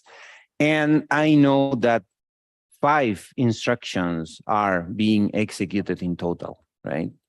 And the only way to execute 5 instructions in this code is by having threads that go through the body of the first if statement, right? And then these or some of the threads will, or actually all the threads will also execute this instruction 5, and none of them will execute this instruction 6. That's the only way of executing only 5 instructions in this code. So now we know that a certain number of threads executed instructions 1 to 5, and no threads executed instruction 6. Are there any questions here? Okay. Now I can also see that all threads, all 64 threads of the warp execute this one and this one, right? Because before deciding if you go to the body of the if statement or not, you have to evaluate the condition, right? So everyone does that. So this means that 2 instructions are executed by the 64 threads of the warp, right? And then there are 3 more instructions, 2, 3, and 4, that are only executed by some threads. I know that it's not all of them, because if it was all of them, then here I would have 320 as well, right? But it's not 320. So only part of the threads, let's say, let's call this number T, is going to execute these 3 instructions. You see it? So from here, you will obtain that T is equal to threads. And what this means is that there are 2 every 64 values, actually consecutive values, of B are less than this number. The rest are exactly the number. Is it clear? No questions? Okay, good. So then for the rest of the question, we are going to reason in a very similar way, right? So the next one says, let's put it like this. Okay, the next one says, part C says, what needs to be true about array B to achieve 100% utilization? Show your work, be precise and complete. And it's important to be complete, right? So you may be able to come up with more than one possible solution. And here we are asking you to be complete, which means that you have to give us all the solutions. The warp scheduler does not issue instructions where no threads are active. This is something that we assumed earlier as well. So there are 3 possible answers indeed. But the very first thing that is important to achieve 100% utilization is that all threads in the warp do exactly the same thing all the time, right? There's no divergence. And there are 3 possible ways of not having divergence in this code. The first way is that all threads only execute this if, including the body, plus instruction 5. The second possibility is that all of them execute this instruction and then these 2 instructions, but not the 3 in the body. And the last possibility is that all 64 threads in each warp only execute this instruction and this instruction, but none of the bodies, because the values in B are all equal to 8888. Right? So these are the 3 possibilities. The first one is all 64 consecutive values of B are equal these, or all of them are less than this number, or all of them are greater than this number. Make sense? Of course, if you check the code, you'll see that for each of these three possibilities, the total number of instructions is different. The total number of executed instructions is different. But we are not measuring the number of instructions. We are measuring the utilization, right? And we average the utilization over the entire execution of the program. Okay, yeah, next question is, what is the minimum possible SIMD utilization of this program? So we already know what's the maximum is 100. What's the minimum? But before, you know, like, I mean, in order to do part C, you have to do part E first, right? Because in part E, we were actually asking about what needs to be true about array B to achieve the minimum possible SIMD utilization. Show your work. Please cover all cases in your answer in case there are more than one case. We only came up with a single case. And in this case, what happens is that we have as much divergence as possible. That's the case where the SIMD utilization is the minimum, right? And we already know that in this code, there are two instructions that are always executed by all 64 threads. The two instructions are instruction 1 and instruction 5. Threads always evaluate the condition. Then, what is the maximum divergence that we can achieve for the rest of instructions? For these three and for this one, for this like this body here and for this body here, the highest, the maximum divergence happens when only one thread in the warp executes the corresponding instruction, right? So here, for the minimum, we are assuming, or we are guessing that only one thread executes these three instructions, another one thread executes this instruction 6, and the rest of threads simply don't execute more instructions because their values are equal to 8,888, right? So, so then, as I said, every 64 consecutive values of B, one is less than 62 are equal, and one is greater than this number. And now here I'm going to make use of this space, even though the answer, I'm going to calculate the answer of to part B. So here I calculate the SIMD utilization as, what's the total number of instructions? Remember, that is 6. 6 times 64. Now remember that there are two instructions that are always executed by all threads, no possible divergence there. So it's 2 times 64. And now there is only one thread that executes instructions 2 to 4.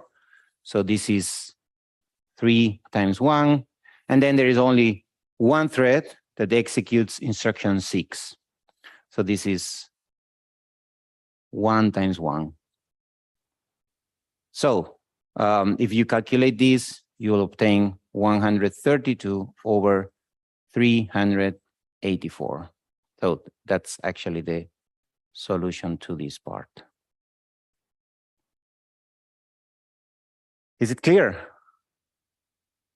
So when you try to calculate what's the minimum utilization, always try to think, it's kind of a hint, is always try to think about how to involve many instructions in the calculation. And then for each of the instructions, try to minimize utilization, right? So that's what we are doing here is, because in total there are 6 instructions, I want at least one thread to execute each of the 6 instructions. And this way, the number in the denominator will be larger and the total utilization goes down. Okay. Let me know if there are any questions. No? Okay. Yeah, thank you very much for your attention, and I wish you good luck for the exam. And yeah, take advantage of the forum as well, as Mohammed said. Who's next? Hassan? I think Hassan is online. Hello, Hassan. Hello. Yeah, I can go next. I think according to the list, Hassan is next, but yeah, I guess it's better for me if I go next. Okay. It's not? Okay, go ahead. Okay, so just a question, can you hear me well? Because I guess like previously there was a problem with like the audio. Yeah, we can hear you well, Hassan. Okay, you can understand what is, okay, great. Okay, I will share my own screen. Okay, so the next question is on branch prediction. I will very quickly read the question. So here we have a processor that implements an in-order pipeline with 15 stages. Each stage completes in a single cycle. The pipeline stalls on a conditional branch instruction until the condition is evaluated, but we don't know at which stage the branch condition is evaluated. And we need to answer the following questions. In part A, there's a program with 2,500 dynamic instructions that complete executing in this many cycles on this processor. So if 500 of those instructions are conditional branches, at the end of which pipeline stage are the branch instructions resolved? Okay, so yeah, we basically need to find that in this part. And we assume that the pipeline does not stall for any other reason than conditional branches. And examples are data dependencies during the execution of the program. Okay, so like the only reason for a stall in the pipeline are the conditional branches. Okay, so how do we calculate the cycles, right, for a given program? It's basically, so let me, okay, write it here. So we can calculate the total number of cycles with this simple formula, right? So like first is the number of pipeline stages. So assume you have only one instruction that you need to execute in this processor, right? So it will execute exactly in 15 cycles because like the instructions will go through every of the pipeline stages. If you have 2 instructions, then these 2 instructions will be executed in 15 plus 1 cycles, right? So, and we can generalize this as, so given we have like, a program with n instructions, that program will execute in 15 plus n minus 1.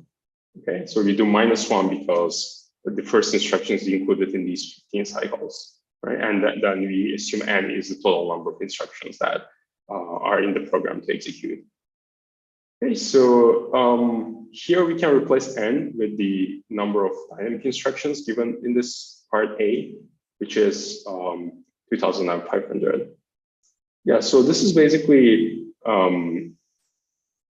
yeah, the formula that we will use. Plus, we need to account for the bubbles introduced by waiting for the branch conditions to be resolved. We have 500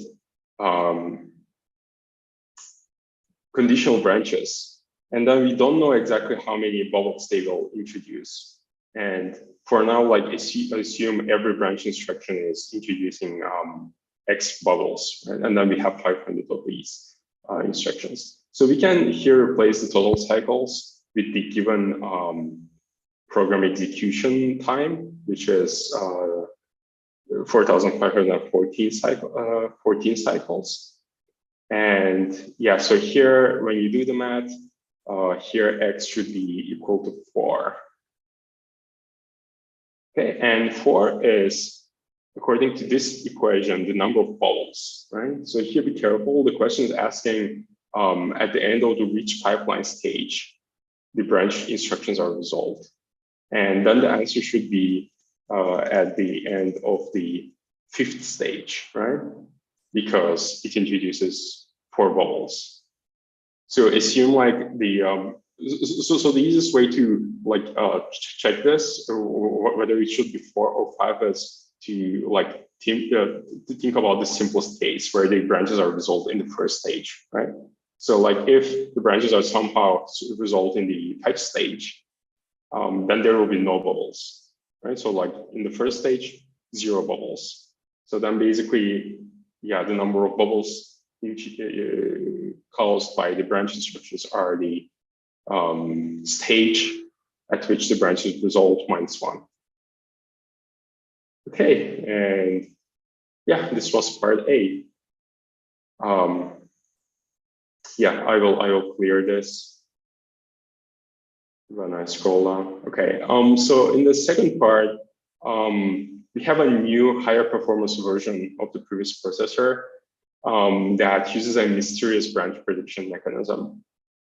And with this new processor, updated processor, the following code here executes in 136 cycles.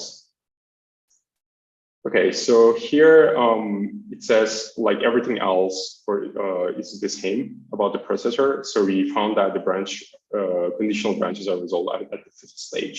So we can use that information in this question.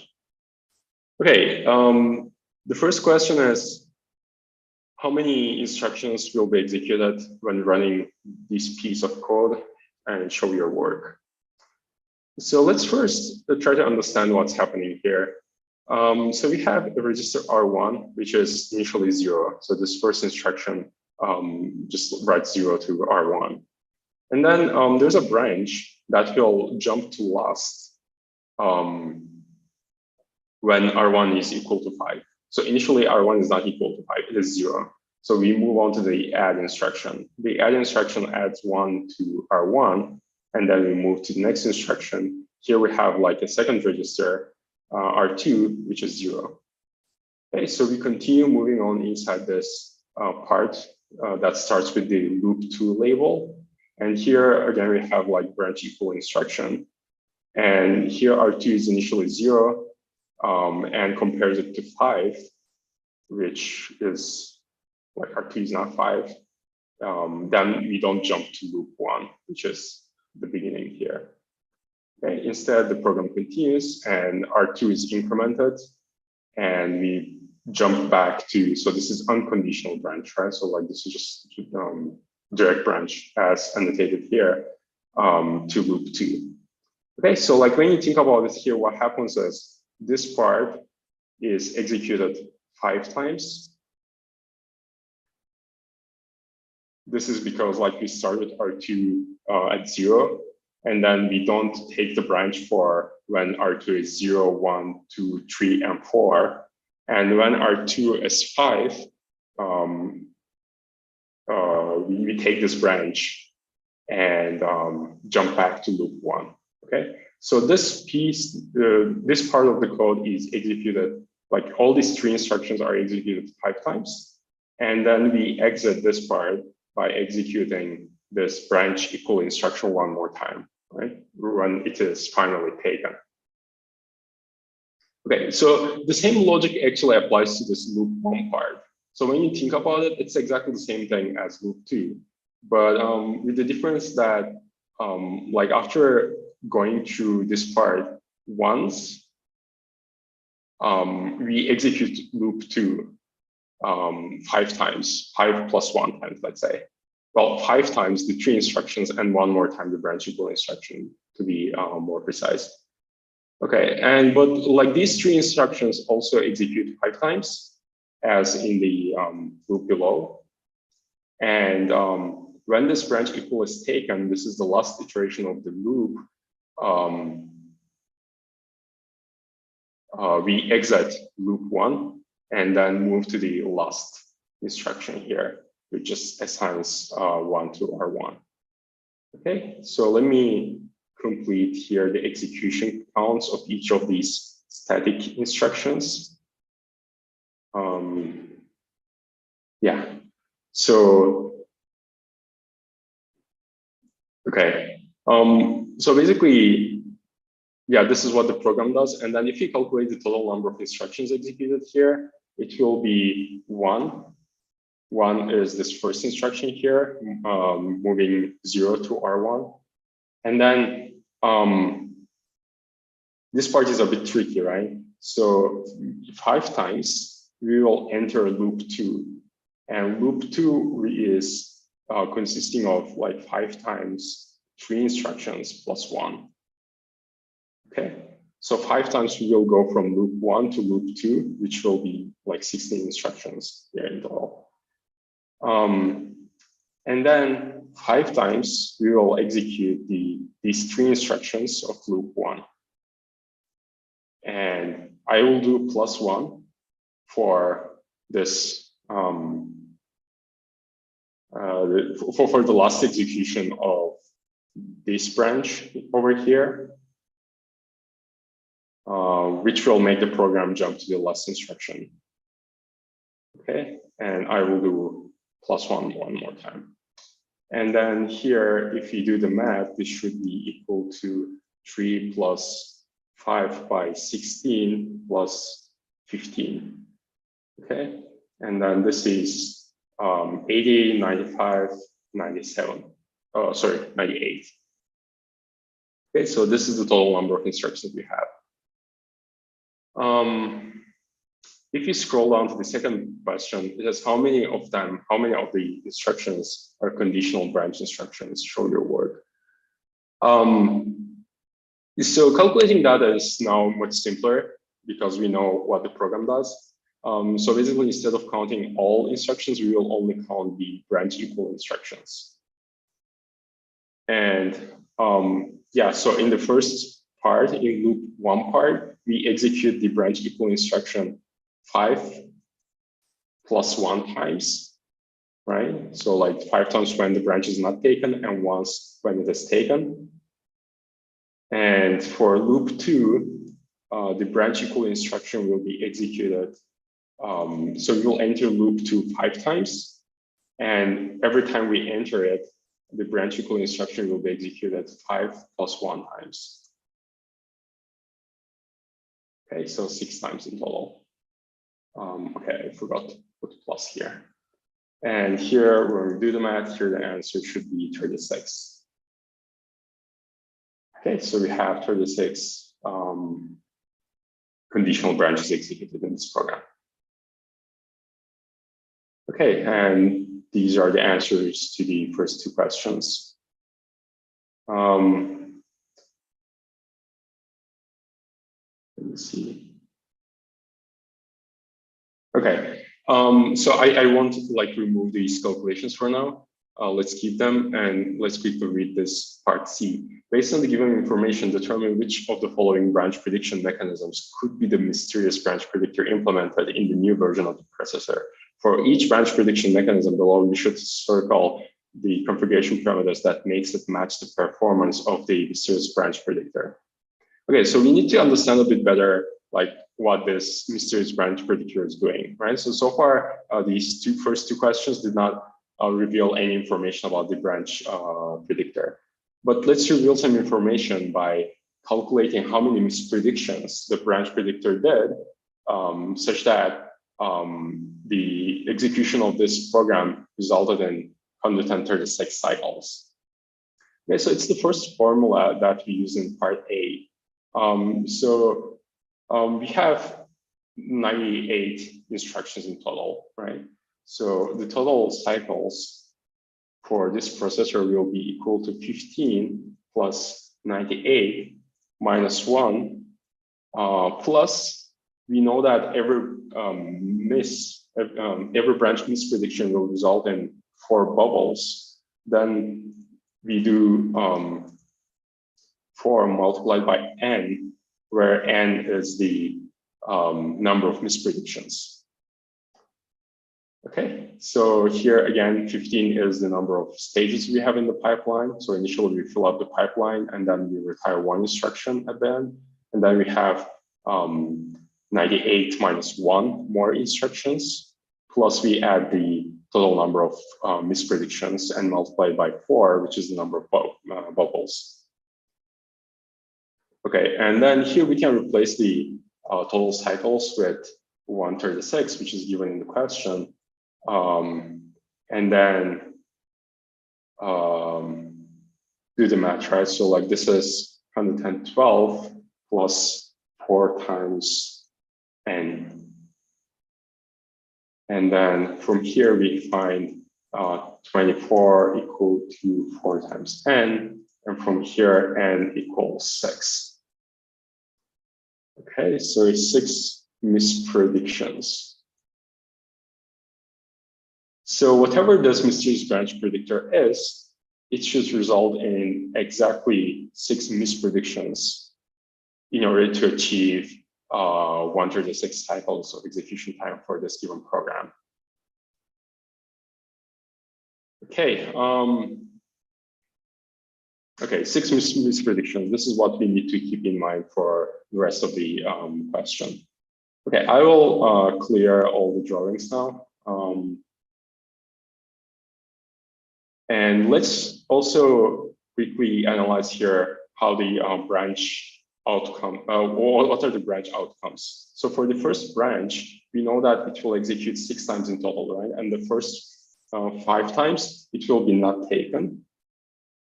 And then the last time it will be taken when we jump to the last instruction. And for the second branch equal instruction, it will have the same behavior, right? So it will be not taken 5 times, and 6th time it's executed, it will be taken. So here, one thing you need to keep in mind is that the order of these branches are executed. So here, once we execute branch, the first branch once, and it is not taken, this second branch will go through all of these outcomes, right?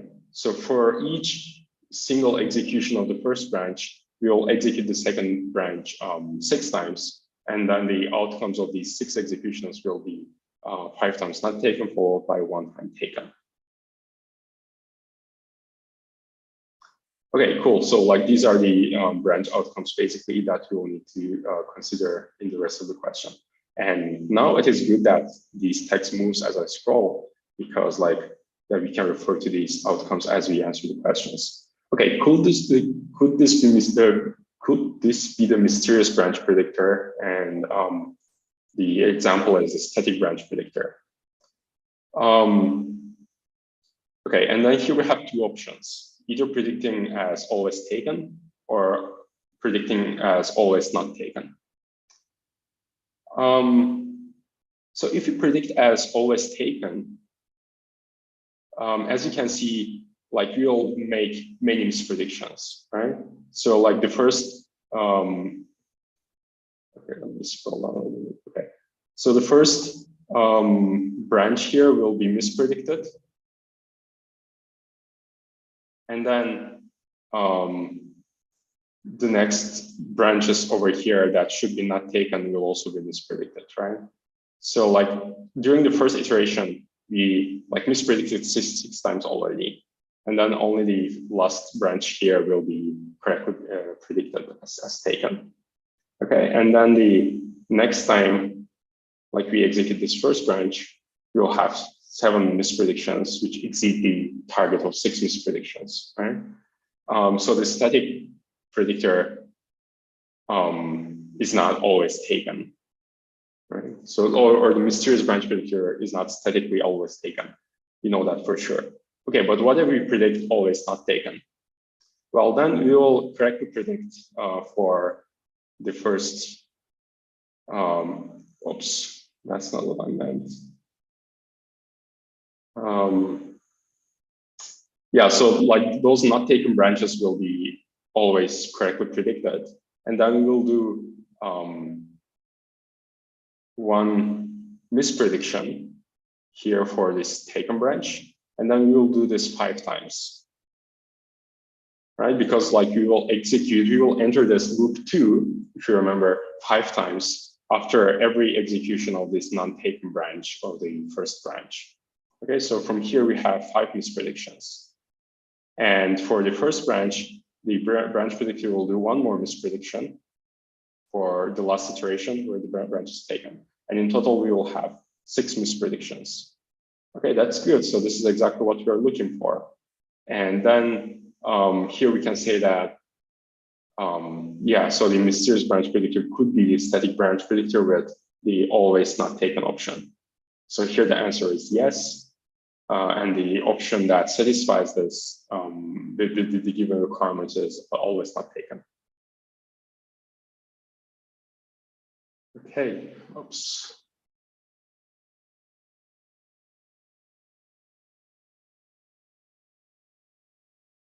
Okay, anyway, I'm not gonna draw anymore because it's sort of hard to remove. Okay, and then the next part is, so it's the same thing, but here we are going over like different branch predictors. Could this be the last time branch predictor?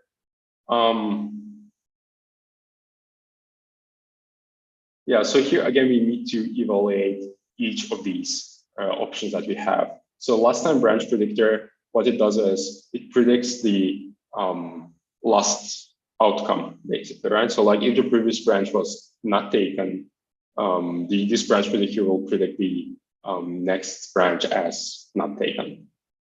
Okay, and then here we have 2 options. The initial prediction direction can be either taken or not taken. This is only for the first branch. And then we can store this information locally or globally. So local means that every branch instruction has its own like one level of history, right?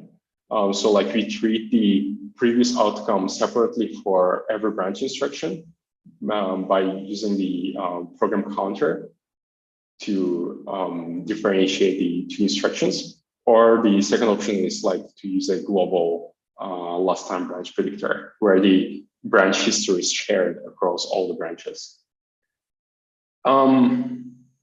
Okay, so just for the sake of time, I guess I will not go over these one by one, but here the answer is that it's like no matter what options here you take, the branch predictor will always make more than 6 mispredictions.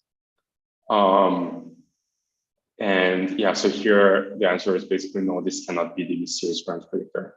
Okay, so if you understood how the last time branch predictor worked, I think it should be very easy to go over these outcomes and then see that this cannot be the mysterious branch predictor. Okay, maybe I will go over one example. So assume that the initial direction is not taken, and then we use local branch predictor. Okay, so like when we look at each branch individually with not taken, the first outcome will be correct. Sorry, the first outcome will be correctly predicted. So not taken, not taken, not taken, and then so basically the first, like all not takens will be correctly predicted in this case, and the only misprediction will be in this last T. Okay, so here we have one misprediction for the first branch. And for the second branch, again, the same thing, except like we'll have one misprediction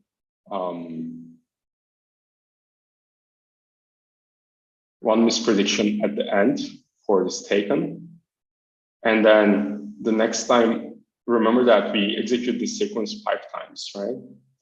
For the second branch. The next time we like return back to the first not taken, it will be mispredicted because the last time branch predictor predicted or the outcome was taken. And then the last time branch predictor will also predict this not taken, the actual outcome not taken branch as taken. So it will make one more misprediction, right? So for the first iteration, it will make one misprediction, and for the every other iteration, we will have two mispredictions, and it will make two mispredictions for the next 4 iterations, or I should say, next 4 times this loop 2 is entered.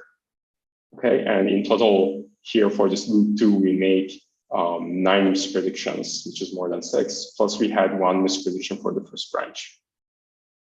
Okay, so this was just an example of these cases where we assume the branch predictor is configured as initially not taken with local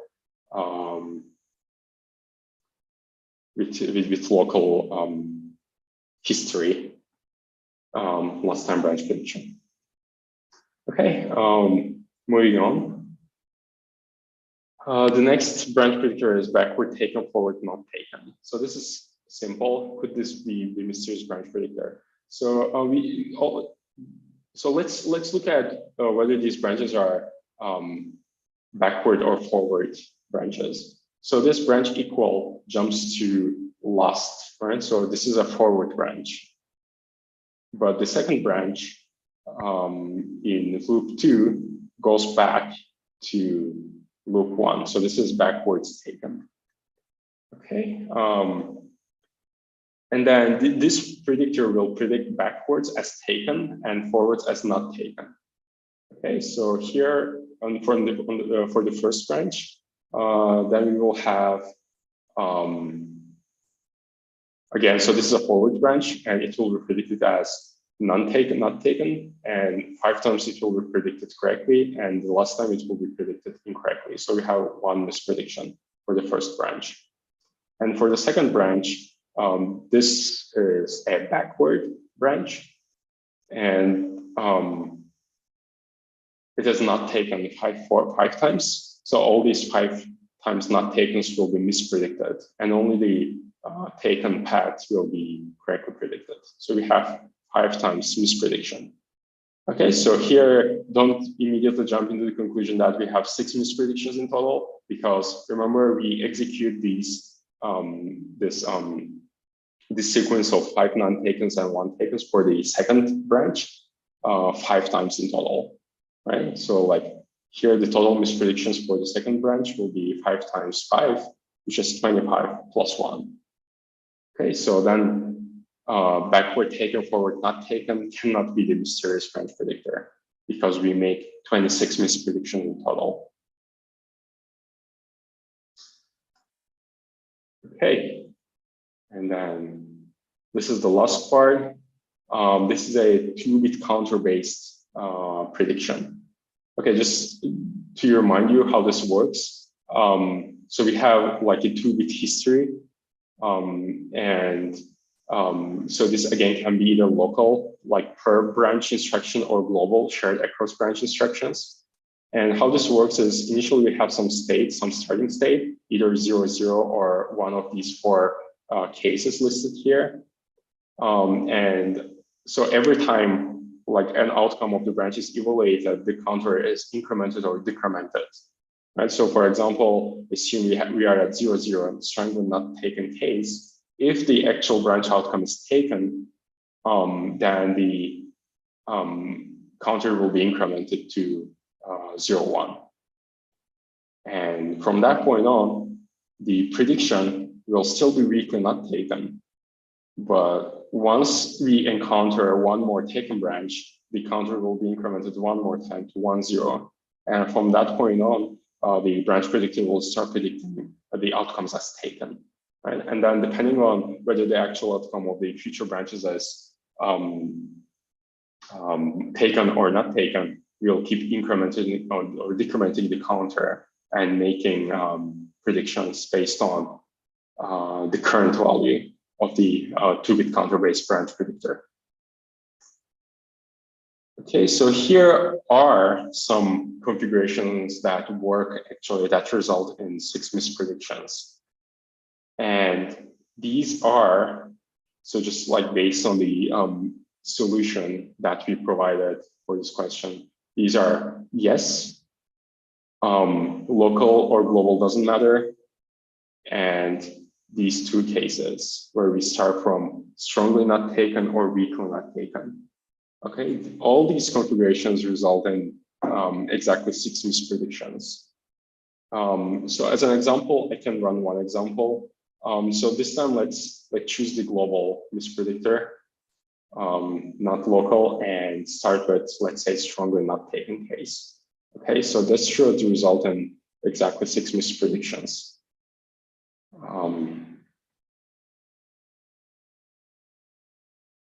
Okay, so we take this as a starting point and a global predictor. Okay, so here we need to go over the branches one by one. The first branch is not taken. This will be correctly predicted, and then the counter remains at 0, 0, and we don't have misprediction. Then we enter this sequence of 4, 5 non-takens and 1 taken. All non-takens will be predicted correctly, and then will remain at 0, 0. And then this taken branch will be mispredicted, and the counter will be updated to 1, 0. Afterwards, we go to this branch. So I'm just ordering the following the program order, right? And then here we will have correct prediction. Although the counter is at 1, 0, remember this is a weakly not taken case, and the prediction will be still not taken. And then the counter will be updated to 0, 0 again after because the outcome of this branch will be actually not taken. And then, yeah, so here we had one misprediction, remember, for the first execution of this sequence of the second branch. And then when we enter the sequence one more time, we'll have one more misprediction. Okay, so I guess you see the pattern here. Every time we enter this the sequence of 5 non-takens and 1 taken for the second branch, we'll have one misprediction. And remember, we do this 5 times, so we'll have 5 mispredictions. And then, yeah, so we go over these branches, non-taken branches one by one. And then finally, when we are here at the final instance of this branch, which is taken, we will again mispredict, because when we leave this sequence for the second branch, remember we leave it when the counter is at 1, 0, which predicts this taken branch as not taken and gets updated to 1, 0, right? But although we get updated later to weakly taken state, that is before we make the misprediction before we actually do that evaluation, right? So we get +1 misprediction from this first branch. And in total, we get 6 mispredictions, which is the number we are looking for to complete the program at the target 136 cycles. Okay, so basically for the options that are marked initially, no matter whether you start at 0, 0 or 1, 0 weakly taken cases, or whether you use local or global branch predictor, doesn't matter. For all these, the branch predictor will make exactly 6 mispredictions. Okay, are there any questions or any cases in particular that you want me to evaluate here as an example? Yeah, if not, I guess we are done with this question. So just let me check. Yes, this was the last part of it. Okay, thanks and have a nice weekend. Okay, thanks a lot, Hassan. I think we're good. So, do I need to do anything on the computer also, or to share it?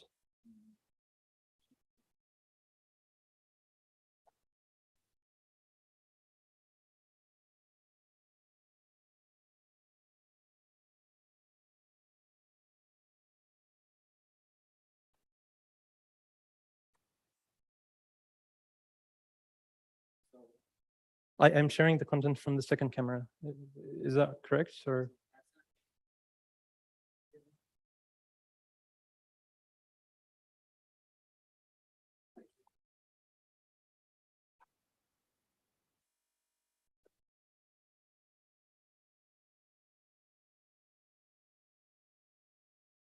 Yeah, super. And can you hear me? Or yeah, okay, I guess so. Awesome. So well done on sticking it out. We only have one more question to go. This question is on VLIW, so very long instruction words.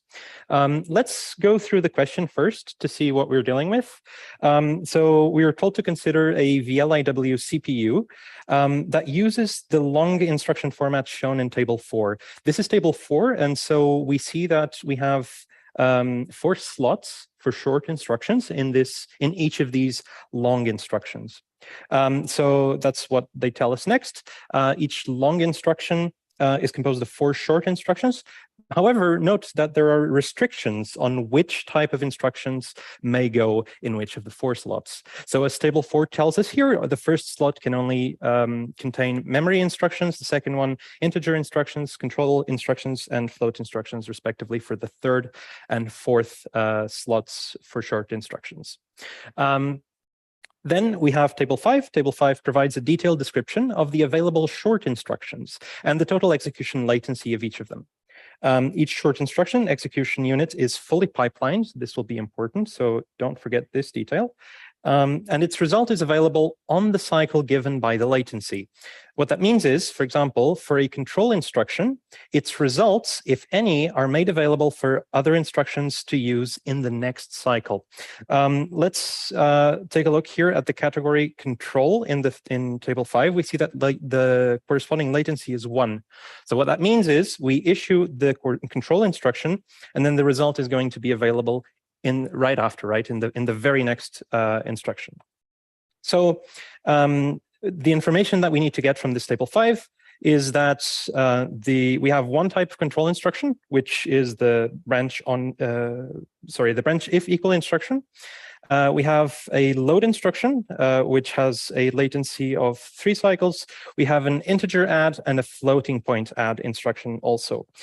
These should be very familiar. They follow syntax analogous to MIPS. So just keep these in the back of your mind. We'll come back to them as soon as we need them.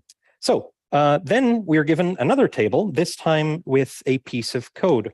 Unfortunately, you are going to be the compiler. So you know that this is the code that was generated from some application. However, unfortunately, this code contains a sequence of short instructions. So we cannot directly input these short instructions into the VLIW instructions, and that's going to be your job for today. So here we have table 6, which you can see is the proposed code for calculating the results of the next Swiss referendum. We're not really concerned about that, but our task is going to be to map each of these from 1 to 12 into basically the instructions that are scheduled in the VLIW machine. However, before we get into that, we have a warm-up question. So this warm-up question asks us, which of the following are goals of VLIW CPU design? And they ask us to circle all that apply. The options here are simplify code compilation, simplify application development, reduce overall hardware complexity, simplify hardware inter-instruction dependence checking, and reduce processor fetch width. Before we think about this, I'm going to quickly borrow from some of Professor Mutlu's slides. This is where the concept of VLIW was introduced. I just want to call your attention to a couple of sentences here, which I think will make it very, very easy to answer this question. First, the idea behind VLIW machines is that the compiler should find independent instructions and statically schedule, meaning packing or bundling, these independent instructions into a single VLIW instruction. Crucially here, this is the role of the compiler. And then also this first point here, a very long instruction word consists of multiple independent instructions packed together by the compiler. I'm just going to quickly scroll up here also. Yes, so a couple of slides back, we also have these important sentences. Hardware fetches and executes, the hardware fetches and executes the instructions in the bundle concurrently. And crucially also, there is no need for hardware dependency checking. Keep in mind, this is because the compiler itself is taking care of this for you. So there is no dependency checking on the hardware between concurrently fetched instructions in the VLIW model. So with this in mind, I think we can come back to our warm-up question here. Is the code compilation any simpler? Not really, right? This is not true. In fact, now there is added complexity because we need to take care to find these instructions that can be bundled into a single instruction. Is application development easier? Also not necessarily, right? On the one hand, there isn't even that much of an influence. This affects the compilation process, not so much the application development process. But if anything, it would become more complex because we need to take the microarchitecture into account when scheduling instructions. However, and this should be very, very clear from what we've just read, it does reduce overall hardware complexity. So this one is correct. And it does so, actually, the fourth option here helps us. It simplifies hardware inter-instruction dependence checking. We don't need to check for these dependencies between different instructions. We just need to execute them as they were scheduled, right? So it also simplifies the hardware inter-instruction dependence checking. Does it reduce the processor fetch width? Not at all. In fact, the opposite, right? The fetch width becomes wider, right? We fetch more let's say bytes with each instruction that we process, right? So this fifth option is also not true. So the answer here for part A is sentences 3 and 4. Now we move on to part B. Now our task is to determine the optimal VLIW scheduling of the short instructions by hand. So we want to fill in this table that I briefly showed you before with the highest performance, that is the fewest number of instruction cycles, instruction sequence that may be directly input into the VLIW CPU and have the same functionality as the code in table 6.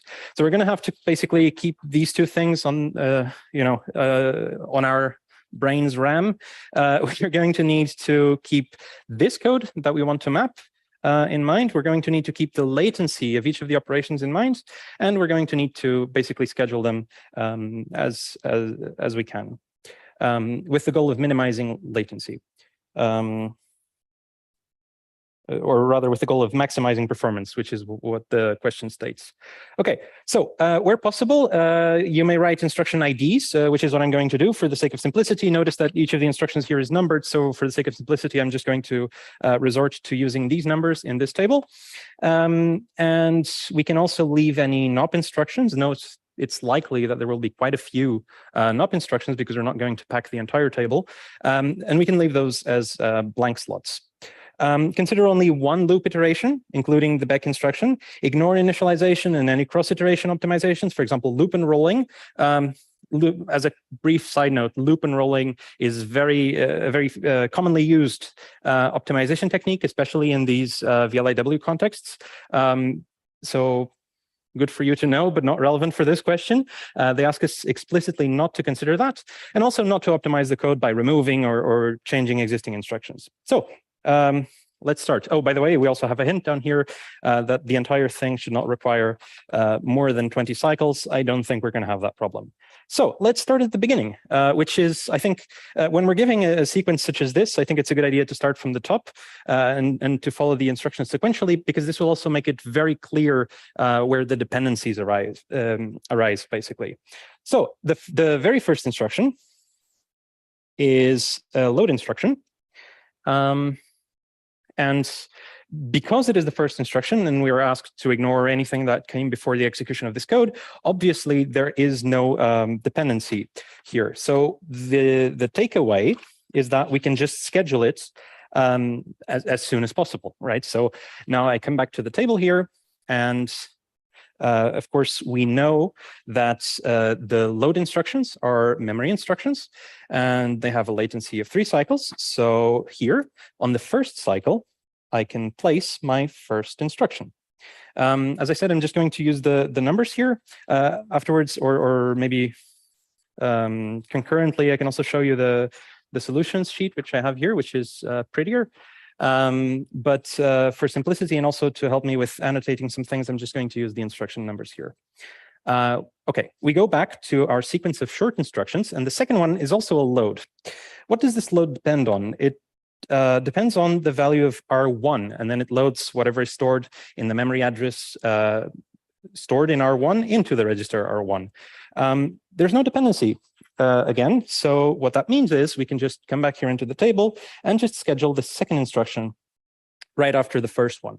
Why can we do this? Notice that although the latency of the memory, or in this case of each memory operation, is 3 cycles, we are also told this thing that I underlined here, so that the execution is fully pipelined. What that means is, if I look at this first load starts in cycle 1 and is going to take a total of 3 cycles to become available, right? So I can use the value that I loaded in the first cycle at the earliest in cycle 4. However, because it's because the functional units are pipelined, I can start a second load while the first one is still ongoing, right? So what that means is I can begin this second load here in the second cycle. Great. So the next instruction up is this integer add. Now, this integer add takes in 2 arguments, R0 and R1. And those are the values that we're loading in these first 2 instructions. The issue now is that these are not immediately available. In fact, they will only become available, as I was just saying, the value that we're loading in the first instruction, because this is a load instruction, becomes available in cycle 4, and the available for use in cycle 4, and the one in the second instruction becomes available for use in cycle 5. And because the 2 values that we're loading are the values that we want to use, right? What that means is that the earliest that we can schedule this third instruction is precisely cycle 5, right? When the second load becomes available. Awesome. Let's look at the next instruction. We have a floating point add now. This one requires the values of R0 and R4. So R0 is loaded in the first instruction. I've already said it, I think 3 times now. That becomes available in cycle 4. However, this value, the value of R4, only becomes available after this IAD completes. How long does the IAD take to complete? We scroll back up to the table and we see that the latency in cycles for these instructions is 2 cycles. So what that means is this integer add that we started in cycle 5 becomes available for use in cycle 7, right? 5 is the first cycle, 6 is the second cycle, and then the result is available for use in cycle 7. And I want to be really sure that I don't screw up. But so far, so good. What this means is we can scroll here to the right all the way to our float column, right? Because well, remember, the instruction that we want to do is a floating point add. And that can be scheduled as soon as this integer addition, let me scroll, zoom out a little bit. As soon as this integer addition, the result of this integer addition becomes available. And that happens in cycle 7. So here we can go to cycle 7 and we can store our 4th instruction. Great. So then we have another couple of load instructions. Note that these load instructions, the first one of them, requires the value R2. There is no prior dependency with any of the previous instructions. So this can, in principle, be scheduled as soon as possible. And however, for this second load word here, so the one at index 6, we do have a dependency on R0. The most recent instruction to modify R0 was the first instruction with a load. And we, again, need to remember that this has a latency of 3 cycles. So we want to schedule instructions 5 and 6. As I said, for the first one, not a problem. We can just schedule as soon as possible, right? The earliest slots that is available in the memory column is this cycle here, right? And then for this one, for instruction 6, we want the value of R0 to be the value that we load in the first cycle. How long does that take to be available? It takes 3 3 cycles, right? So this value becomes available here. That's very good news for us, right? Because what that means is in this cycle, I can already schedule this instruction, right? Maybe now is a good time to revert back to this. This is the solutions, which with much prettier font type than what I can do. And so basically what you see here is that these 5th and 6th instructions can be scheduled here right next to each other. The R0 that we load from the first one is then used to basically for in this 4th cycle for the 6th instruction. Great. Now we have a bunch of arithmetic operations that we want to take care of. We have a floating point add here. This one requires the values in R1 and R6. Let's see. So R6 was last modified by this load here, and R1 by this load here. So essentially, we look at the latest load. The latest load here started at cycle. So this is instruction 5. We come back here. This is instruction 5, started here, and it's going to take 3 cycles to become available. So what that means is, by cycle 5, by the end of cycle 5, we have all that we need for this floating point addition. Since by cycle 5, the value of R6 becomes known, and the value of R1 was already known from before, okay? So what that means is we have another floating point addition, right? This is going to be number 7. The last one that we filled in was number 6. And the interesting thing is we can actually schedule it earlier than the floating point addition that we saw before, right? Because we have everything that we need at this stage. Cool. Now, we have a bunch more integer additions. So let's see. This one here, instruction 8, depends on R2 and R4. So let's see. R4 is modified by instruction 3, which is here. And we know that integer instructions have a latency of 2 cycles. So based on this dependency, the earliest that we could schedule this instruction, this instruction 8, would be here, right? Exactly, would be here. And then we look at the other dependency, which is, so we have 8, R2. R2 comes from load with label 6. And that has a latency of 3 cycles. So again, same thing. It would also be available here. So what that tells us is that we can actually schedule the IAD for, so this instruction with index 8, we can schedule it here. Still matching up with the solutions, which is great news. Okay, next one over. Instruction 9, another IAD. This one depends on R5 and R4. So we just modified R4 in the previous instruction, and R5 was last modified by this floating point instruction. Okay, so we're just going to have to take a look at both of those. The latency of floating point adds is 4 cycles. The latency of integer adds is 2 cycles.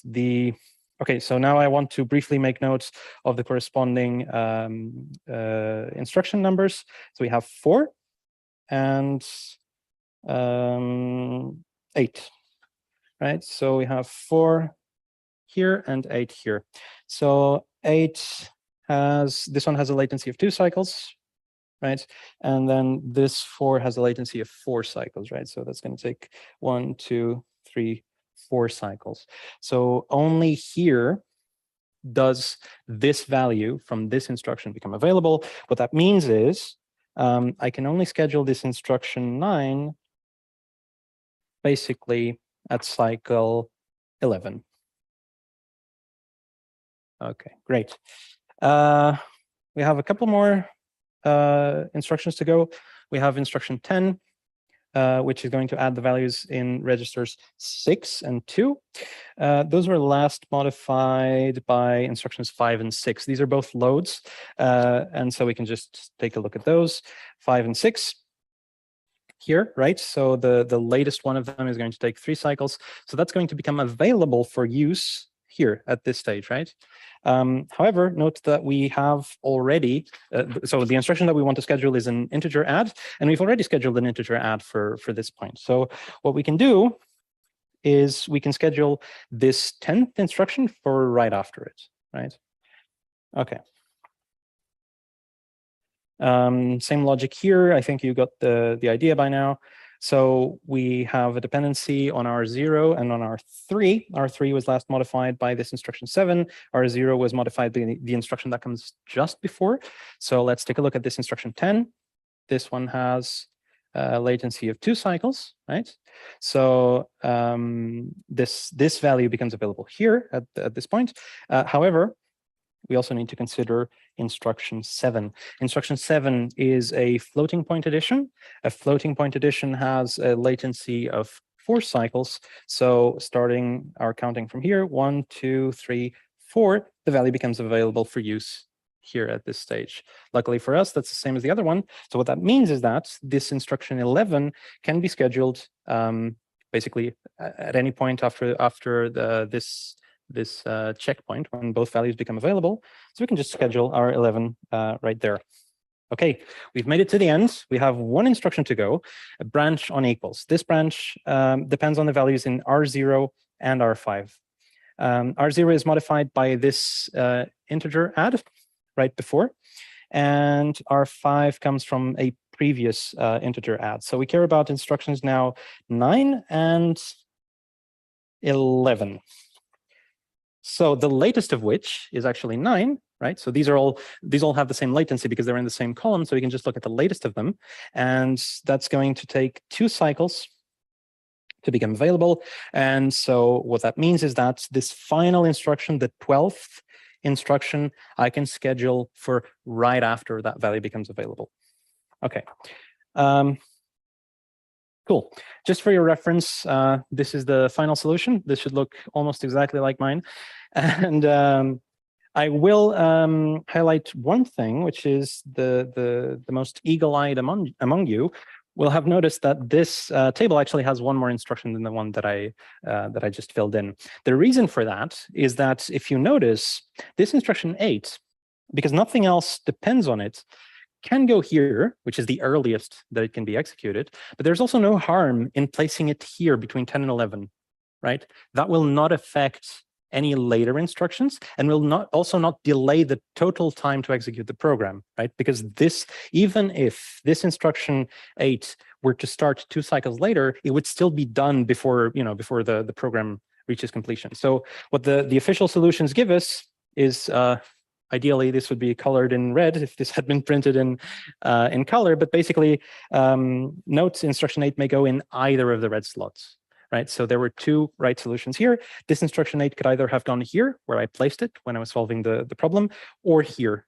And since that doesn't affect the total execution time. Cool. Is everything clear up until now? Okay, awesome. So we only have a couple more questions to go. These ones should be fairly straightforward. So how many total cycles are required to complete the execution of all instructions in the previous question? Ignore pipeline fill overheads and assume that the instruction latencies are the ones given in table 5. So what we need to do now is basically see when the program completes. So when is the latest point at which we complete a memory instruction? All these have the same latency, so I'm just going to look at the very last one, and that one gets issued here and takes 3 cycles, right? Memory takes 3 cycles to complete. What that means is we're going to be done with memory instructions by cycle 6. Let's do the same thing with these integer ones. This takes 2 cycles. So we're going to be done with all integer operations by cycle 12. We do the same thing with the control instructions. The latency for the control instructions is a single cycle.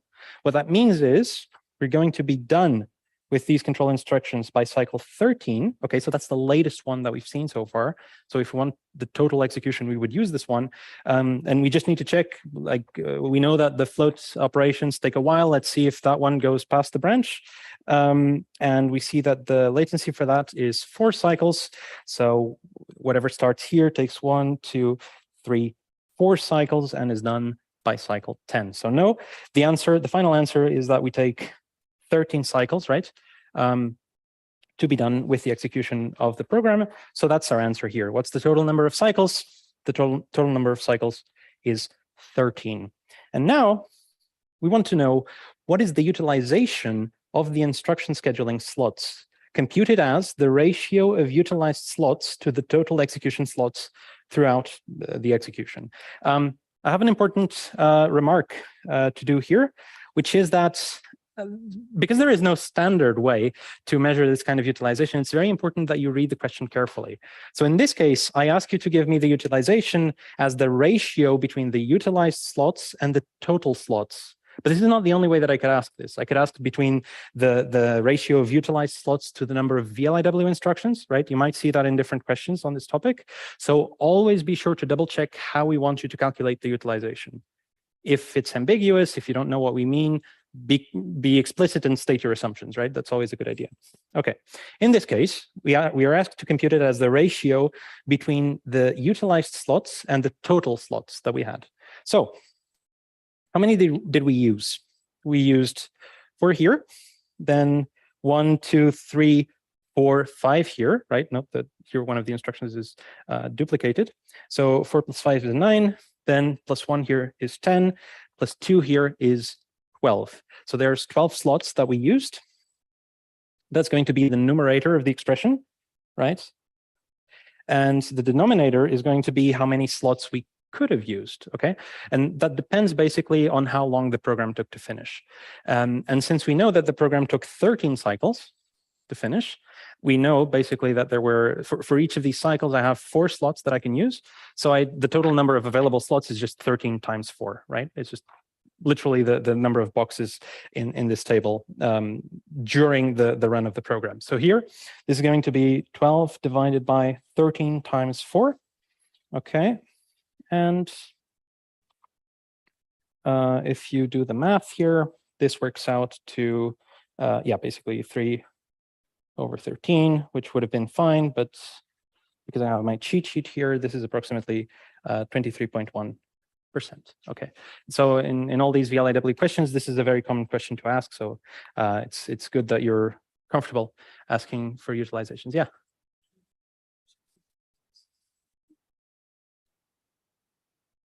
So if this cycle some instructions not finishing, we also can count that as yeah. Okay, so just to recap the question for anyone who's listening online, the question was, and tell me if I understood correctly, the question was that at this 13th cycle, there's still an instruction executing, right? And the worry was that it would not be done by the 13th cycle. That's a very good point. However, this instruction has a latency of 1 cycle. Okay, so it actually is done by the end of the 13th cycle, right? So be careful with, like, this is, start from 0 and the number of cycles. This is always very tricky, right? But we take up the entirety of 13 cycles to be done, and this one takes 1 cycle to execute, right? This branch on equals. So it is actually done by the 13th cycle. So that's why we use that in the denominator. If, for example, if this had a latency of 2, then you're right. You would have had to use 14 instead of 13. Okay, does that make sense? Okay, cool. Anything else? Okay, then I think we are done for now. All that is left to do is to wish you all the best for the exam and to encourage you to use the forums and all other channels that you already know of to ask for help. Yeah, thanks a lot for attending.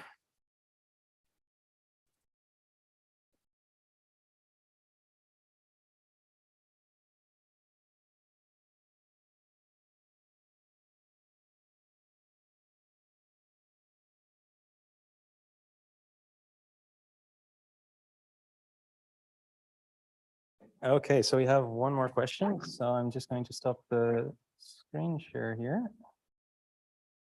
And okay, and you can take it away, Haosong. Okay, Joe, thanks.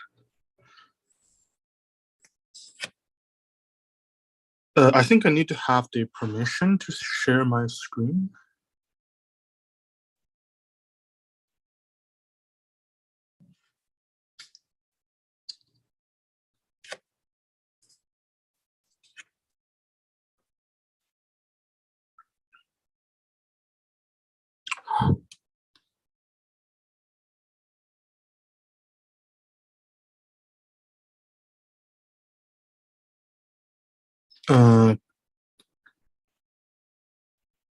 Okay, so can you see my screen? Yes, we can see it. Okay, so it's like the PDF and the notes on the right side, right? Yeah, exactly. Okay, yeah, cool, thanks. Okay, Go for so, it. okay, thanks. Hello, everyone. In the last question, we're going to solve this cache reverse engineering question. So let's first take a look at the description and extract all the information we need. So first, this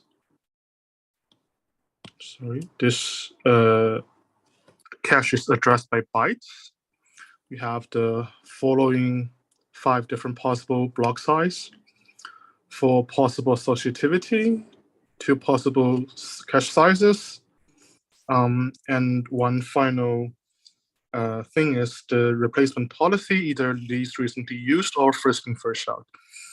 So the only statistics we can get is like the hit rate with like 2 sequences, 2 access sequences, and both of them have 8 different addresses accessed. So the first sequence, it has a hit rate of 1/2. So this means like we have 4 hits. For the second sequence, 3/8, so we have 3 hits. And then the next paragraph is very important. It says that the cache is initially empty before the first sequence, and the 2 sequences are executed back to back. So this means that at the start of the second sequence, it will see the cache as it is in the end of the first sequence. Okay, so the first question is to reverse engineer the block size. To do this, we can, to do this, we can try to group. So first we look at the first sequence. Then we can try to group the addresses in increasing order. 0, 32, 73, 128, 196, 255, 8K, and 16K. So we can immediately observe that no block size smaller than 64 is possible because like they're at least 32 bytes apart. So if like we have a block size of 8, 16, or 32, there would be no hits. And for 64 bytes, we would possibly have this 32 will be a hit. And then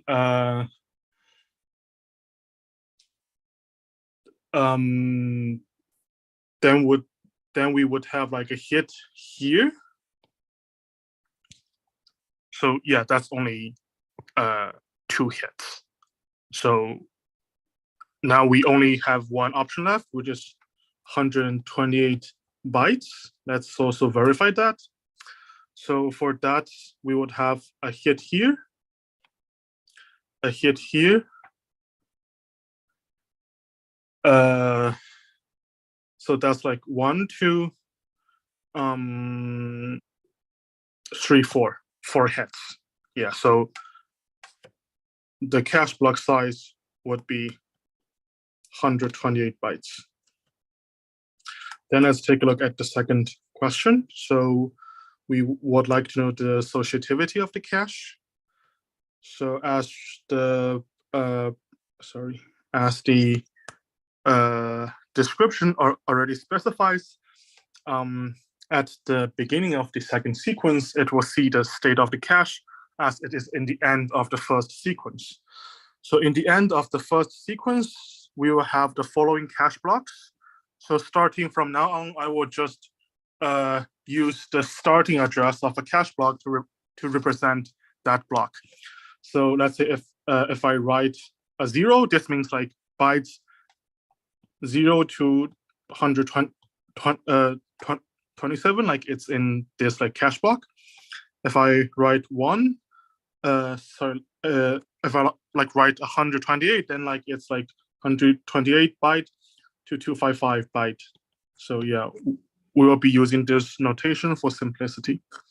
So at the end of the first sequence, as we can see from our results for the first question, we would have cache line 0, cache line 128, 8K, and 16K.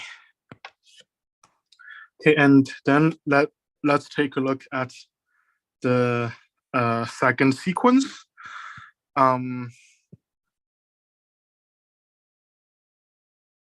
So we can, yeah, and let's also, yes. So this would be the address. And also let's try to know like which set this address could be. So like I put an asterisk on the set because like it might not be the actual like set bits because we don't know like how many set it has yet. But what we do is to divide these address by the we remove all the offset bits from this address because we already know the block size is 128, and what remains will be used to address the sets so that like this information can help us in determining like what are the possible associativities.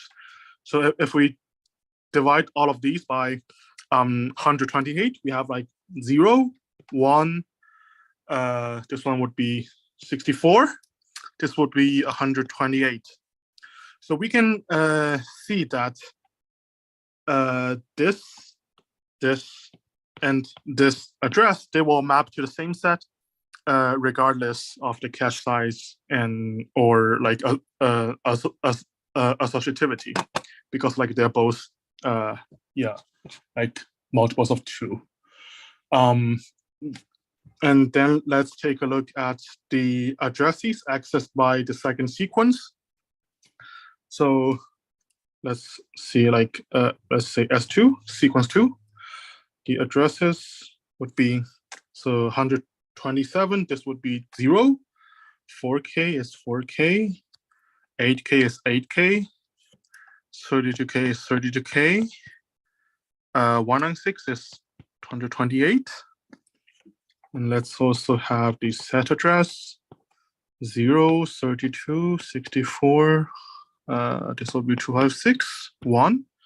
And for the next addresses, have 16K,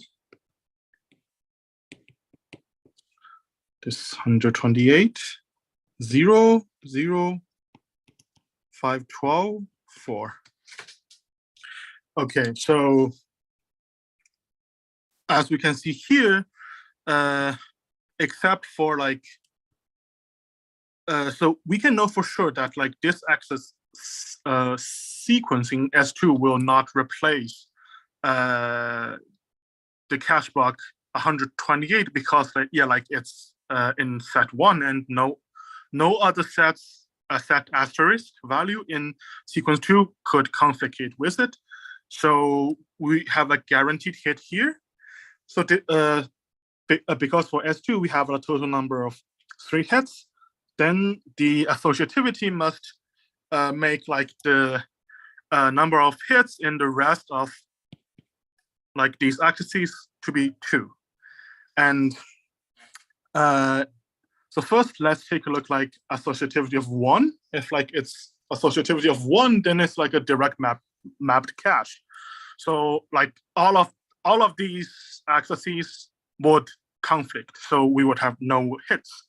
So yeah, then we rule out that possibility. Then for the associativity of 2, this means that like in a set, we can have like 2 possible slots to put cache blocks. Considering like we only have least recently used or first in, first out replacement policy, you can see it very clearly that like because there are like no 2 accesses that are like very close to each other that can generate a hit with these 2 policies. Associativity of 2 is also like ruled out. Yeah, to save time, like I won't write it out, but I think yeah, it's pretty straightforward to see that if you just like try both replacement policies. And then finally, for associativity of 8, this means that like for a set, we can have like 8 different cache blocks in that set at the same time. So if that is the case, then yes, starting from the first axis, we would hit here, we would miss here, we would hit here, we would miss here. Yeah, like now we and we will hit here. Now we already have like 4 hits in this case, so it exceeds 3. So yeah, we are only left with a possible associativity value of 4-way. Yeah, and then for the third question, sorry, for the replacement policy. So we already know that our cache block is 128 bytes. The associativity is 4-way.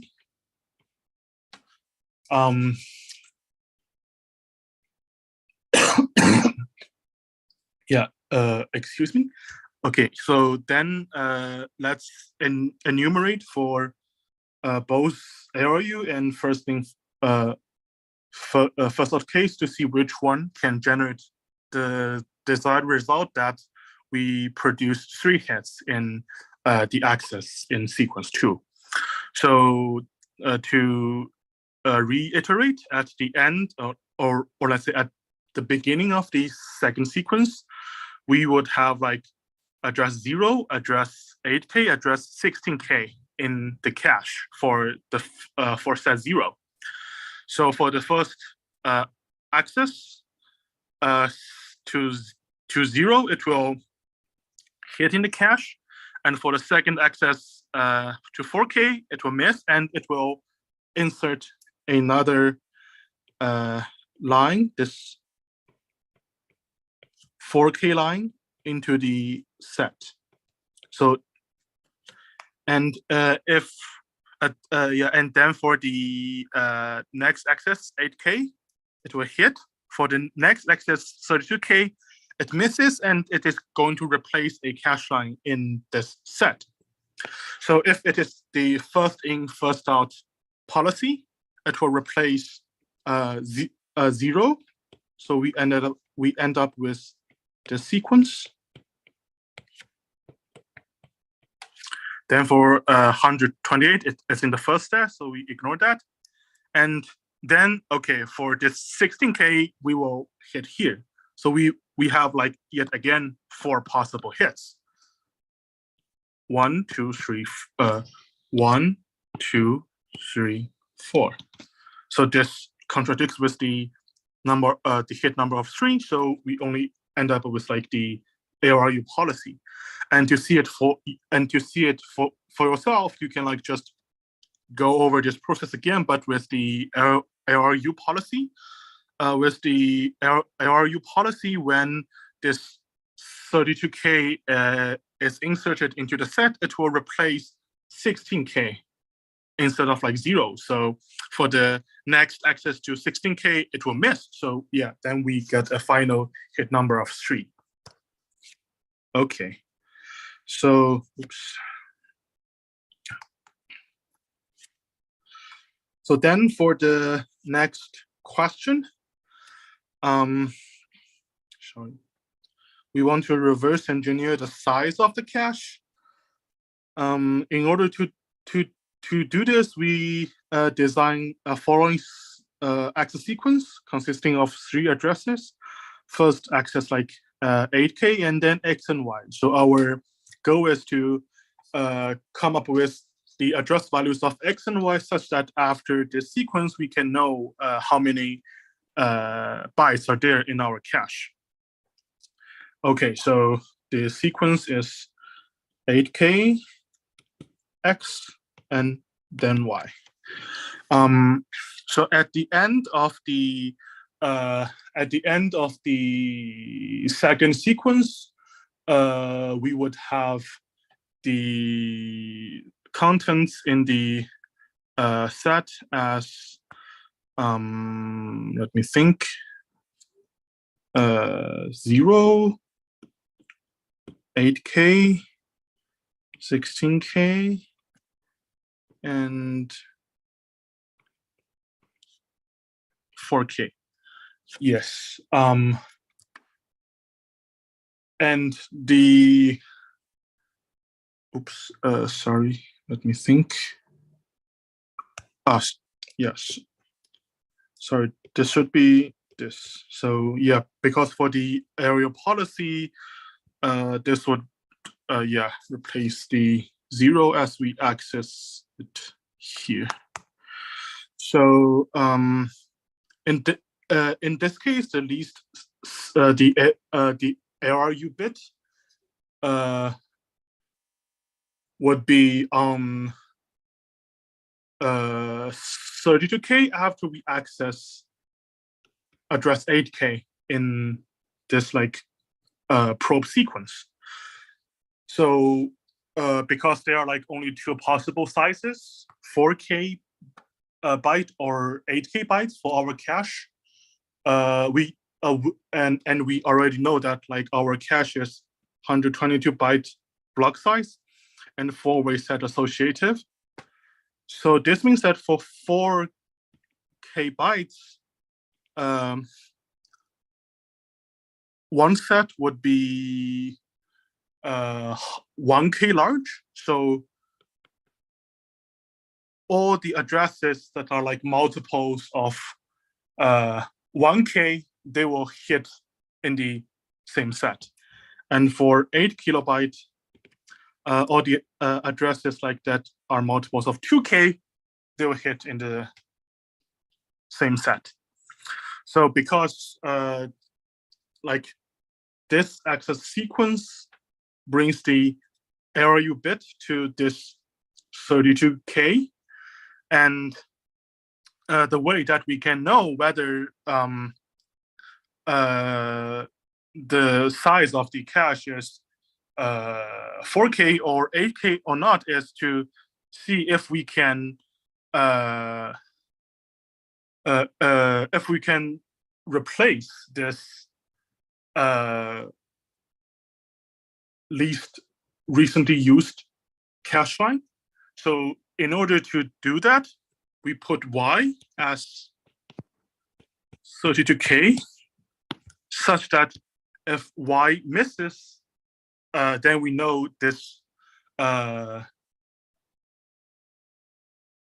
then like a previous address X has replaced this 32K address. So in order to do that, we can set like X as X is like an odd number, an odd multiple of 1K. So in this case, if the cache size is 4 kilobyte, then this access of X would replace 36K.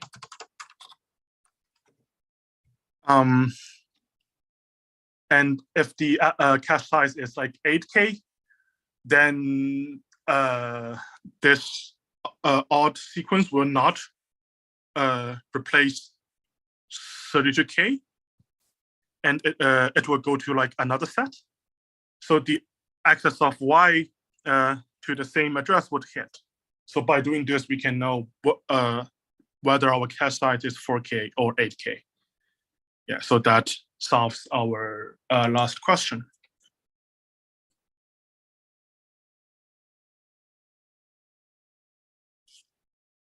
So this would be, X would be 2K minus 1.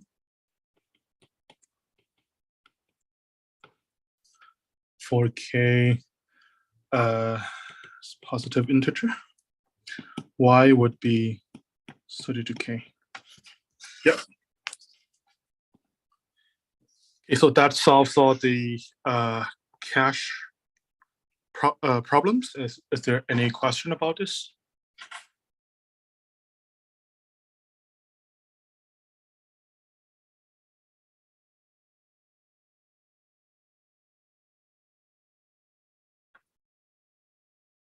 Okay, yeah, so then I think, yeah, we are done for today's session, and thank you, everyone.